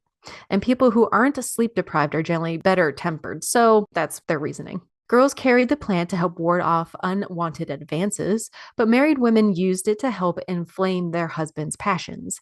And just to add further confusion, sex workers also used it to ensnare customers. They believed the plant guarded against cruelty. That's a lot of mixed messages for a single plant. But again, there have been no studies to investigate the ability of lavender to help with social bonding or romance. So it's all about the intention, as Corey said. Right. Tell me some magical uses. All right, so you can mix it with mugwort, chamomile, and rose to attract fairies, elves, or brownies on Midsummer's Eve. You could use it in a tea to increase your clairvoyance. You can hang a cross of lavender over your door to stop the evil from coming into your home. Wearing sprigs of lavender kept children immune from the evil eye. People threw lavender into bonfires on St. John's Day to ward off evil spirits in Spain and Portugal. One old belief said that inhaling lavender scent gave you the power to see ghosts. Use it in spells. Use it in spells for boosting brain power or to encourage fertility. Add rosemary for the former for an extra oomph. You can mix it with basil, lemon balm, thyme, rue, and frankincense. You can burn the mixture in your house if you make it incense to protect your home, or you can mix the oils and wear it as a scent. Just make sure you mix them in a base like coconut oil or almond oil so you don't end up with some kind of chemical burn, or any kind of oil, any carrier oil you'd like for that matter. Whatever you do, it's worth finding a way to bring this wonderful plant into your life. And whether you use the oil to repel a headache or use the dried herb to deter moths, it's a fantastic plant to keep around. So we're going to get into some products now. Kristina has a herbal My merchant? dealer. Dealer? My dealer. I'm not going to run and go get the little jar, but I'll just talk about this real quick. Okay. So I wanted to quickly touch on where you can get some quality lavender if you're not growing it yourself. I personally love ordering it through Skyclad Apothecary. I've ordered lavender because, like I said, I kill all the ones I've tried to grow. Chamomile, again, can't fucking grow it. Valerian, I used to grow back in California, but trying to process and dry the roots in an apartment is fucking stupid. So I don't do that either. But let me tell you a little bit about Skyclad. Skyclad Apothecary is run by Lindsay Granger. Also, we're not sponsored. I pulled this from her site. As owner and head witch, I bring an eclectic knowledge and passion for excellence to all my workings and creations. My entrepreneurial career is influenced by my ADHD, witchcraft practice, love for beauty and efficiency, and a deep need for self-expression. Business ownership offers freedom to look, dress, work, and create authentically and offers community building opportunity for like-minded folks. I love this shop because Lindsay aims for a zero waste kind of business. So her jars of herbs and oils come to you labeled in glass jars with metal screw top lids. Her packaging is compostable cardboard, and when you do get low on an herb of your choice, instead of having to order a whole new jar, Skyclad offers like a refill option where the herb is sent to you in like a little paper bag, and so you can restock your jar and then compost that paper bag. And there's a bunch of different sizes and stuff.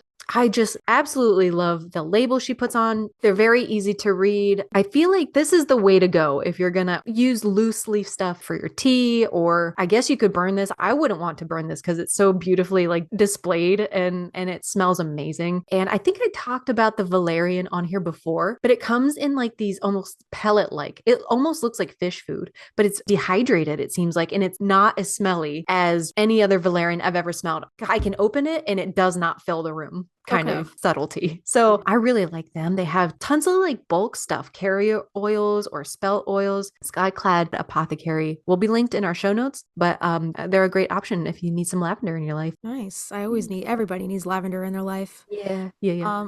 I was curious because you said the process of, I've never worked with valerian. I've never harvested it, so I don't know what that whole process is like, but you said doing it in a little apartment was crazy. So what do you mean by that? Like, what's that process? Well, it fucking smells, right? So you grow it and then it's the root. You have to pull it out of the ground, wash it. And even when you pull it out of the ground, the root smells. So you chop it up and dry it, or dry it whole and then chop it up. So I had shit in like Ziploc baggies, and our apartment was super small and there was nowhere that didn't have a window. So I ended up putting it in like the water heater room, but even you could sense it coming out of that water heater room at now and again. I was like, I'm not doing this again. What does it smell like? Like stinky ass sweat socks. Oh, It's horrible. Disgusting. So the fact that hers is like, it's so mellow, like you can barely, it just smells like dirt. Like, okay. It's not bad at all. Valerian's one of the nastiest things that I've smelled. Maybe that's what, I don't know. There was this tea that I had once. It was like a store-bought tea. It wasn't sleepy time. It was something else. Like I think it was called Night Calm or something like that. Hmm. And every time it had a bunch of different herbs in it, and every time like I drank it, I was like, It's this stinky. stinks. Like, what Yeah, is this? that's probably it. It must have been valerian root. Wow. I Like didn't know. gym socks. Didn't Nasty. know. Yeah. I mean, it didn't taste like gym socks, but it definitely tasted something was a little stanky. And I was like, Yeah. I don't know about this tea. Yeah. Yeah. Yeah, her stuff is awesome. Check her out. Cool, will do. I wanted to talk a little bit about, because we're talking about products right now. When I was thinking about what kind of lavender products like I've bought over the course of the years, my mind went right to Croatia because Heyo. when we went in 2019 for my friend's wedding, every like souvenir shop, everywhere you turn is like lavender, lavender, lavender. You can't get Yeah. away from it over there. Yeah. So I just wanted to hype up Croatia because I came back with so many little like sachets and little Mm. soaps, and they just smell so good. And my That's so fun. suitcase smelled amazing when I got home, 'cause I had I'm them all. sure. Yeah. That's what, so the family that I nannied for went to Croatia for they went to Split, but they stayed on the coast, right? And like, that's what they said, that it was everywhere. They were like, we didn't know that lavender was so famous over there. And I didn't either, to be honest, because my family is fucking inland. They're Like, we're like inland? not coastal at all. Okay. And I told my dad, I was like, I didn't know, like, one of my favorite plants was like a big deal in our home country. He was like, I don't know what you're talking about. That's an English plant. That's a French plant. I'm like, what? Well, it's Okay, Dad. Mediterranean. It's Mediterranean. Right. Exactly. That's why, those cliff size, that Mhm. arid, dryness. Yeah. Yeah. That gives me, yeah, totally. Yeah, I even bought like little hand towels with like the little lavender embroidered with the purple thread. So cute. Mm-hmm. And I had like a hot plate, like the cork bottomed hot plates Mm-hmm. had the lavender on it. It said Croatia lavender or whatever on it. Yeah, it's literally everywhere you turn there. We were there for a wedding, but after the wedding, we drove along the coast from Zadar to Dubrovnik. And along the way, we stopped at this little town called Stone. And it's kind of like a dupe of like the Great Wall of China. It was like the weirdest thing I've ever seen. Yeah. That's so funny. Yeah, it's weird. So we stopped there just to like scope out the town, but we didn't actually like walk the walls or anything like that because like you had to pay like I guess an entry fee or whatever. We didn't even have the time to do that. We were just rolling through and just stopped off just to walk around a little bit. But we walked the entrance grounds and they had like these little garden beds filled with lavender. Oh, I was pretty. picking some and I made a little sachet out of some of the lavender that I picked in Croatia with some crystals and stuff. Pretty. So yeah, I took that as a little souvenir. That's awesome. Yeah, I had no idea until last 10 Yeah. years or something like that. But Yeah. it makes sense. Yeah, it's everywhere. And also asparagus. Asparagus Really? grows like wild on the side of the road there. I And love asparagus. it's like a lot thinner than the ones we have here. And they just Mhm. pick it on the side of the road. We had asparagus a few times over there. Like my friend Kristen's husband's mom, her cooking was just so fucking Yeah. good. That's awesome. Yeah, that They sounds did this like really thing where good. they put like white vinegar in the asparagus and then they had hard-boiled eggs. So you would eat the hard-boiled eggs with the asparagus and the vinegar. And it was like a weird kind of like Interesting. salad. It was good. It was really All good. right. Interesting. Yeah, the food, man. Oh, I want to go back. I have another funny story for you though. When we were in Croatia, they would go off and do their wedding stuff. They had wedding plans, and me and Avi would just like walk around Old Town Zadar and just like eat at restaurants. So we were walking around and we're like, this place called Konoba. Ooh, this looks really good. So we went in this place called Konoba. We went in another place called Konoba, and then we went in another place called Konoba. And like these Konobas kept popping up. And we're out to dinner with Yvonne, her husband, and his family. And we're like, why are there so many Konoba restaurants here? And they were like, Konoba is a Croatian word for restaurant.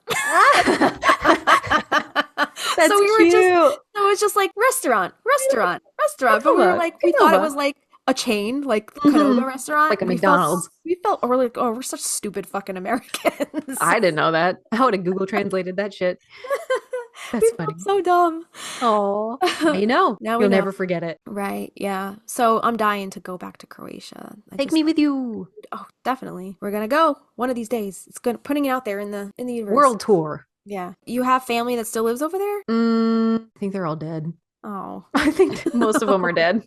Yeah, that's like Probably- my family in Sicily. Probably distant. Everybody came to America when the communists moved in. So Yeah. So next time if we go, you'll have a place because we're gonna go stay with Yvonne's parents. awesome. They're awesome. They're so cool. I love them. Cool. Okay. So next up, on the docket here, we're going to talk a little bit about Starbucks because Starbucks now has a lavender flavoring for your favorite overpriced drinks. Okay. That's my title. That was not on their website. Oh.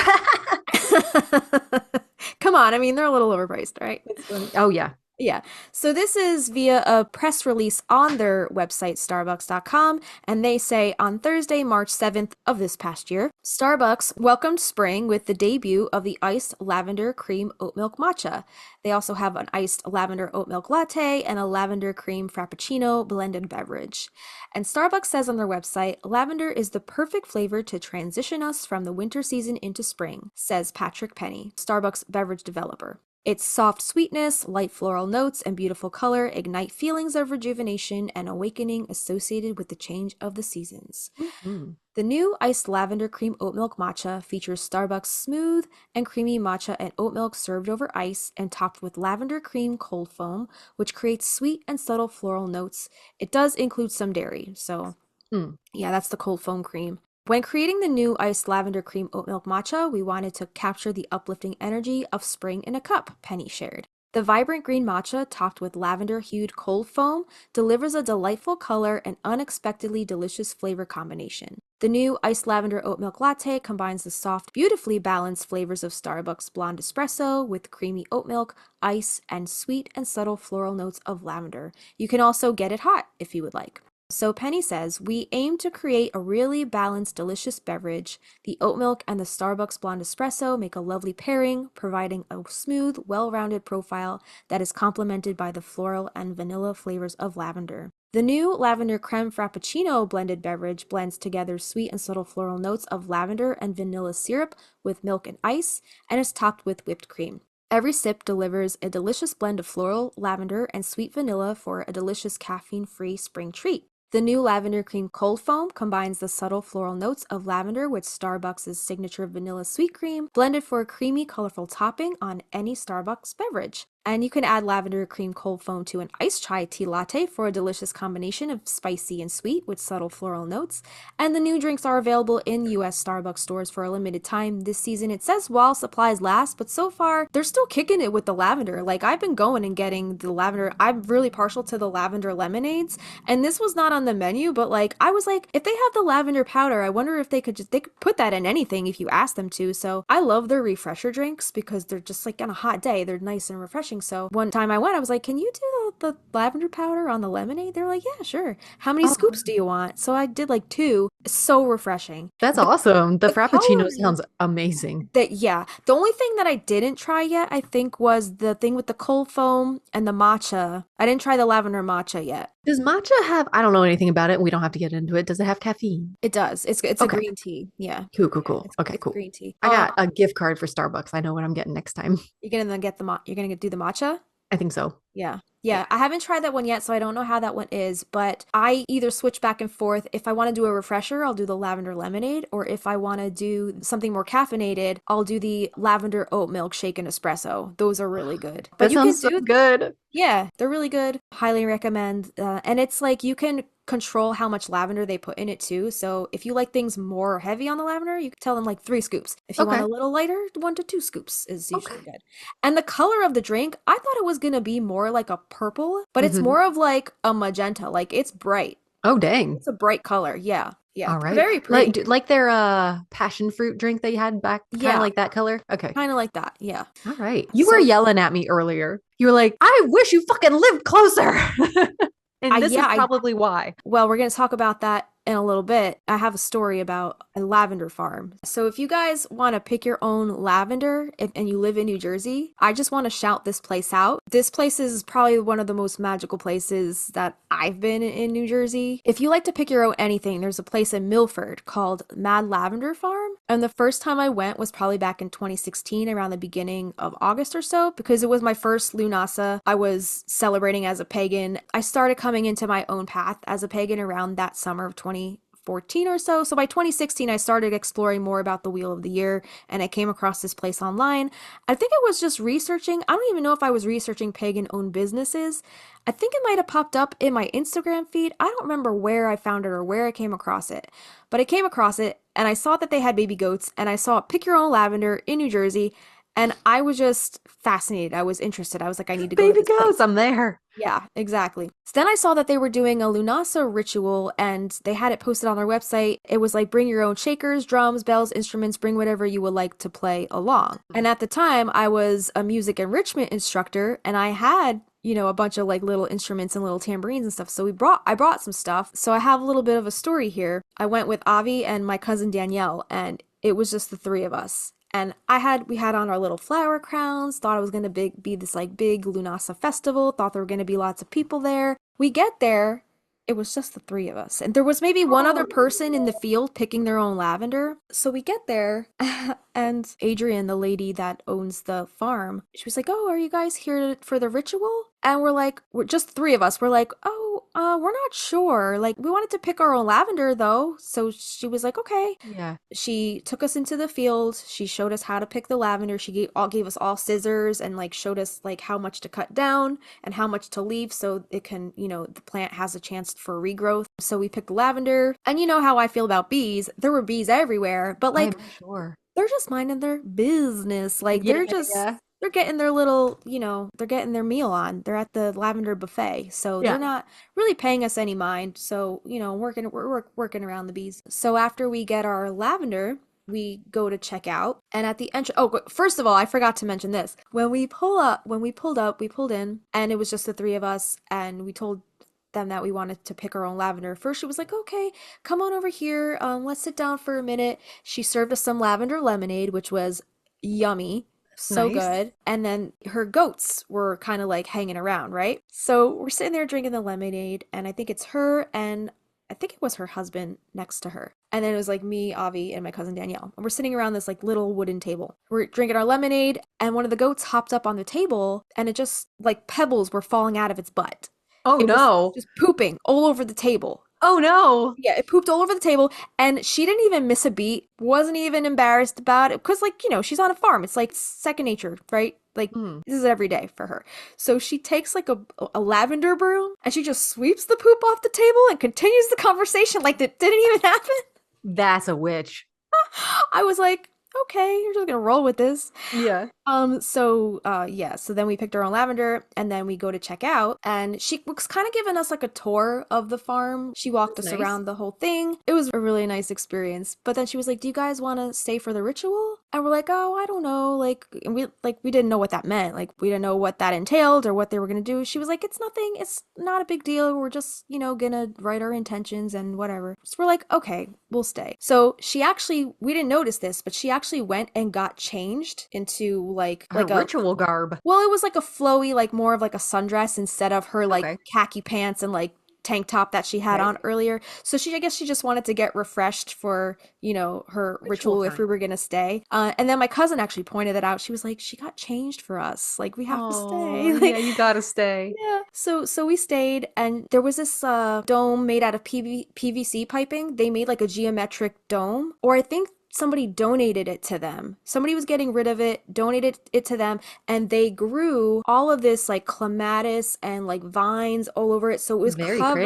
pretty. It was covered in greenery. So when you went in, it was like you were hidden. Like it was like That's it cool. was a cute little like tent. Little hubba Yeah. hole. We went into that geometric dome, and we're all sitting around, and it's like her husband, Avi, me, my cousin Danielle. So she takes this like little tin. I guess it had like cookies inside, and they were all like, I think they were star shaped if I remember correctly. They were like little star shaped lavender cookies. So she Cute. gives us all a cookie, and then she gives us all a little piece of paper with a pencil, and she's like, "Just take a moment." We did like a little meditation thing, and then she told us to write our intentions for the Sabbath on the little piece of paper, fold it up, and then we held on to. She said, "Okay, now hold on to your intentions, hold on to it." And then we took the cookie from the tin, and then she's like, "Okay, now you can eat your cookie, and when you're eating your lavender cookie, envision you taking your intention into yourself." So you're eating your intentions, right? So it was a really quick thing in this like little dome. And then after that, we went out. She had like a fire pit, this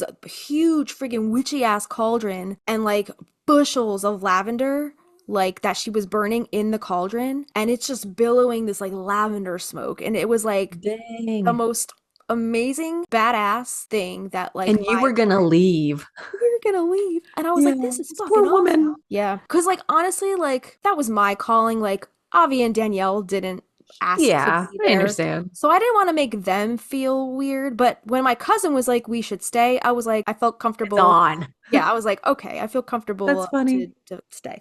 Oh, good. So we stood around this lavender smoke cauldron and we had our intentions still in our hands. And she's like, okay, now throw your intentions into the fire. And when you throw it in, just envision your intentions coming to fruition or whatever. So we threw our intentions in the fire and it's billowing the smoke. And then she took us for a walk around. There's like this meditation, like a The labyrinth. yeah, exactly. Like a meditation labyrinth with all lavender bushes, and her little goats were following us through That's it. adorable. And it was the most magical freaking experience ever. And then Meant after to that, be. we went to the little merchant tent.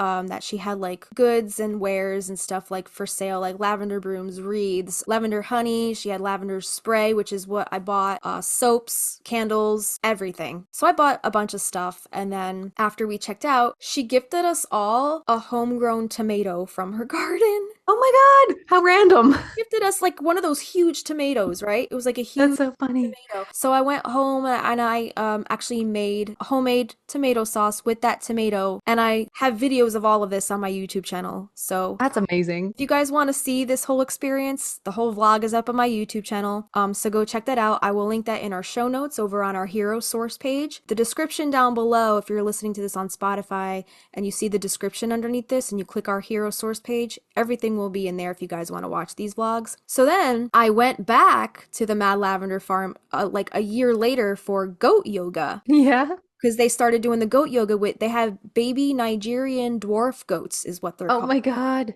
And that was so much fun. They had this little like a cute apothecary wagon where you can buy merch and candles and soaps and sachets and like dry lavender and all that stuff. Since we went the first time, they had built this like apothecary hut. Adorable. I think they had the Ace of Wands tarot card like painted on the front of it, which was really cool. Oh, sick. Yeah. So we did the goat yoga. My friend Jen went with us. It was like me, Avi, and my friend Jen. And they just climb all over you the whole time, like these little baby goats.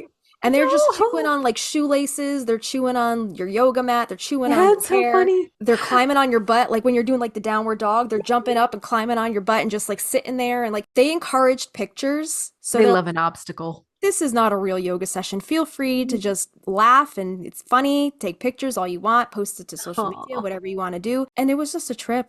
These little baby goats, they're hysterical. They're just so much fun.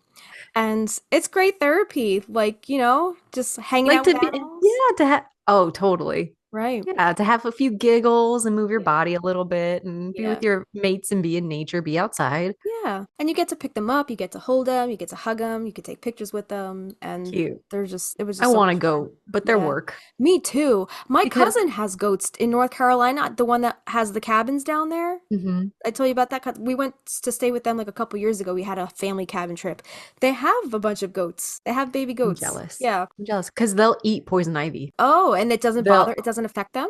Nope. And they'll like mow your grass down. So you could pen them and just like move them around your property to eat the grass down. That's cool. And like take care of all the weeds and shit. Oh my God. Yeah, I want to go. Yeah. I'm I watching did- your lavender farm on the side here. I've always wanted a goat, but I know suburbia is like not an ideal Yeah. place to have a goat, So yeah, they had a bunch of baby goats. And then the goats that were there, the older goats, when we went the first time, it was a brown goat and a white goat. The white goat's name was Charlie, and I think the brown goat's name was Lewis Carroll, after the Oh. author of Alice in Wonderland. And then the logo is the Mad Hatter because it's Mad Lavender Farm. That's So cute. It's What a very Alice beautiful in property. Wonderland. Oh, it's gorgeous. They just follow her around. Yeah, they're her little shadows. It's so cute. Adorable. This little goat is trying to headbutt you. Film in the lavender is like, woo, boom. They're funny. So Very we did. beautiful place. Oh my God. Next time you come here, if it's like summertime, we're going. I wonder if you could ask her, coordinate with her, like see if she does any other Sabbats. Oh, I'm sure they always have. If you check out their monthly calendar, they Mhm. always have events going on. So I'm sure if like Okay. we ever wanted to host something, we could definitely get That's in what I'm there. thinking. Yeah. Cool. What a sweetheart. So the second time we were there for the goat yoga, we went, like I said, we went to the apothecary hut and we bought a bunch of stuff. And also, they had homemade lavender ice cream for sale. So Yum. we got a cup of that. So refreshing, so good. It was like Yeah. mild. It wasn't overpowering. It was a very mild taste. It was very good. And we were there until dusk the second time. And the way that the fireflies just like glittered up that field of lavender, Oh, it that's was the most awesome. magical space and probably one of my favorite places in New Jersey to visit, besides the Ground for Sculpture, which I also want to take you to, because that place is I want inspired by The Wind in the Willows. to. Remember that book? I remember you telling me about this place. You got to Yeah. start a list, and I got to carve out a week. Those two places, if we go anywhere next time you're here, which should be in the summertime because those are the times that these places are open, we got to go to those two places. All right. Yeah. And White Castle. And White And pizza Castle place. and pizza. Yeah. Awesome. That's so cool. So what I was telling you earlier, remember when I was like, I was reading you something on their calendar, and I was like, I'll just tell you when we're Okay. recording. Yeah. Tell me. For anybody who wants to check out the Mad Lavender Farm, you could check out madlavenderfarm.com. And they actually have a lavender dessert date coming up in June. It takes place Saturday, June 22nd at 6:45 p.m. I think it says it's $68 per couple. And the description says, treat yourself and your BFF to an evening of La Dolce Vita on Mad Lavender Farm. On arrival, you and your date will each pick a bouquet of lavender in a high bloom right out of our field. The two of you will then be seated at a table with fresh cut flowers in our pavilion to indulge in a luscious lavender dessert made by Honeymoon Bakery, served with lavender peppermint tea or organic decaf coffee. To top it off, a lavender shortbread cookie dipped in chocolate to take home to satisfy that late night craving. Your ticket includes a choice of 2 desserts plus a lavender shortbread dipped in chocolate. Your choice of desserts are strawberry honey lavender tart with Italian meringue or lemon curd with a lavender infused Italian meringue. And tickets are limited to 8 couples and orders must be placed by Wednesday, June 19th to guarantee your order. So if you're in New Jersey and want to check this out, definitely. Are you going to go? I would like to. I got to see if I got anything else going on that weekend. Mm-hmm. But that sounds so lovely. And some of their other upcoming workshops, I'm looking at their calendar now. They have obviously lavender yoga, Tibetan 3 heart mantras workshop, which that is sold out. The lavender dessert date, which I just said, a lavender as medicine workshop. They have an English lavender wreath workshop. Oh my God, this thing sounds awesome. Lavender wand workshop, a mommy and me mini wreath workshop for anybody who has little kids, French lavender wreath workshop in July, herbal skincare, past life regression and sound healing meditation. They have some dates in July, September, and October. Cacao fire ceremonial circle and sound bath in July, September, and October. A table loom weaving workshop in August and September. New moon yoga and tarot workshop August through October. A mushroom cultivation workshop August through September. Flower crown workshop in September, a winter cold care workshop in October, and the Space Within and EFT tapping for stress reduction and self-regulation workshop in, there's some dates in June and October. So lots of different stuff going on. They also have baby goat petting. They have goat yoga. You can also check out their goat yoga class schedule on here. They do private events, private parties, yoga retreats. Literally, this place is just so cool. It's What so a versatile. They do great lots of different retreat. things. Yeah. It might even be cool, like one of these days to like do like a patron retreat here. Oh my God, Wouldn't that'd be that be so cool? cool. Any patrons that wanna join us for something like Yeah. that would be Yeah. awesome. Yeah. I So love it. And it sounds like they have things into the fall also. yes, So, they but I do. would like to come in a hot Yeah. New And as Jersey somewhere. fall approaches, they post more stuff on the Sure. events, I guess more seasonal appropriate things, Yeah, but yeah, yeah. definitely summer when the lavender is popping and it's blooming in its full effect. That's the best time. That's the best time to go because you just see everything come to life. And even at night, even like closer to like dusk, the fireflies are just going crazy in that field and you see the fireflies with the lavender with the apothecary hut and the goats She and is it's just blessed. This woman is giving to the earth and it's giving back to her. yeah. Yeah, she's Awesome. cool. She's really cool. That's awesome. What is her So name again?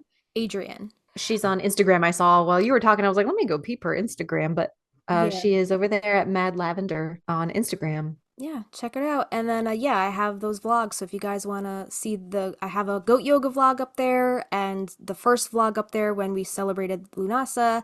And I also have a couple more vlogs up there, not the Mad Lavender Farm, but a couple other recipes where I use lavender in a lot of like homemade DIY projects. I have a lemon lavender rose bath salt video, the lavender rose cranberry cornbread video. I have a DIY essential oil roller bottle video with lemon, lavender, and peppermint. And then I did a full moon tea party for the full buck moon. I did a lavender chamomile moon milk recipe. So Oh, yeah. all of those videos are over on my YouTube channel. Just search Bohemian Magic Studios and all those will pop up. So yeah, Fantastic. lots of stuff there. Love it. Love lavender. Lavender for luck. Lavender for love. Yeah, so I think we're a little lavendered out today. Are we? I want to go pick some. I'm going to go check out my plants, make sure they're Right. happy. My- I did bring my potted lavender inside because we got nailed yesterday with a big storm. I was like, you've had plenty to drink. We're going to dry you out a little bit. So Nice. hopefully Yeah. it likes that. I think that's all we have for today. If you guys do want to support the podcast on Patreon, you can support us for as little as $1 a month. That's our seedling tier, and that gets you access to our patron-only polls where you get to weigh in on what topics you would like us to talk about next. It also gets you our monthly calendar so you can see what topics we have coming up for the month, and it also gets you a welcome shout out on the show. Our $3 Lavender Bud tier gets you our show notes for each episode in an aesthetically pleasing PDF, our after hours posts, if there's any extra tidbits or behind the scenes info pertaining to any of our episodes, we'll post those along with a blog post or extra photos, and access to our specially curated Spotify playlists. We have created playlists for our WMSR episodes as well as Production Dream playlists for each song episode, and more. Our $5 Lilac tier gets you access to our private Facebook community where we host a monthly live stream. Plus, you'll get access to our Discord server where we host our monthly watch parties.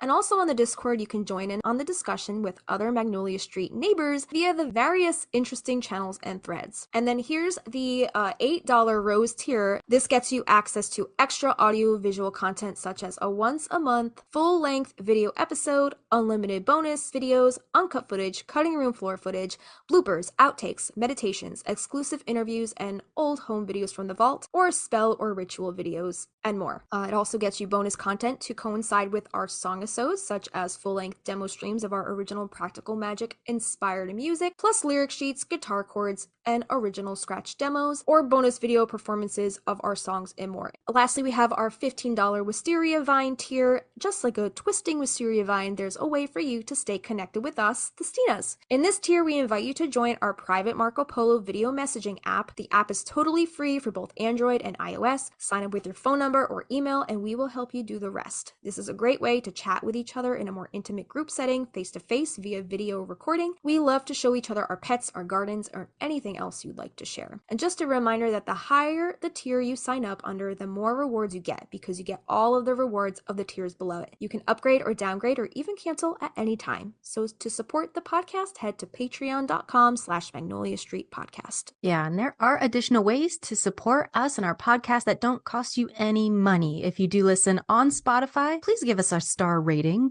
If you listen to us on Apple Podcasts, please give us a written review. We love sharing those on our Instagram. And if you're on Instagram, we would really appreciate any reposts or blurbs about our podcast. And make sure to tag us at Magnolia Street Podcast in your feed, posts, stories, and share us with your Practical Magic loving friends. We also have merch over on our Teespring, and any links that you would like to find regarding us over on our Instagram. It's our link tree. Head to our link tree, and that is where you can find our merchandise. I'm so dead. You need some caffeine. I need some caffeine. You need go get a lavender oat milk Starbucks matcha I latte. don't want to drive 30 minutes. The closest Starbucks to you is 30 minutes. Mm-hmm. Holy shit. I know. Yeah. It's far. Yeah. Anyway, go head to our Teespring, get some merch, follow us on Instagram, email us at magnoliastreetpodcast@gmail.com. We are going to, again, just tell you, we're going to take a break this summer. yeah, we will be taking a break through July and August, but we're not going to leave you guys high and dry. We're actually going to do one Patreon special episode in July and one Patreon special episode in August. So if you are a $5 and up tier patron and you want to be on the show, let us know and we'll arrange a Zoom call. Any lower tier patrons, if you guys want to upgrade for the month so you can get in on this cool opportunity and get a chance to be on Magnolia Street Podcast live on the air, let us know and we'll set that up. And yeah, we just can't wait to talk with our patrons and get to know you guys a little more on a personal level. Right. If you guys listen to us on Spotify, give us a star rating. If you listen to us on Apple Podcasts, please give us a written review because we would love to hear what you guys are thinking of the podcast. And we want to share your reviews on our Insta. So Exactly. We will repost anything. Also tag Alice Hoffman so she sees that people are like, hey, who are these girls over here on Magnolia Street? yeah, Spreading the good word. spreading the good word. My All right, belly is rumbly. Kristina's belly's rumbly and her eyes are literally closing as we speak. So we're gonna go. It's been a pleasure, my friend. I'm Kristina. I'm Justina. We'll see you next time. At the house on Magnolia Street, would you go down to Magnolia Street where the wisteria grow wild? At the house of magic and mystery, so would you go down to Magnolia Street? All the lavender is making you sleepy, right? I'm like, ooh, this sounds nice. See, It sounds smelling it, purple. looking at it, and just talking about it makes you just go, it's time for a nap. It's time for a nap.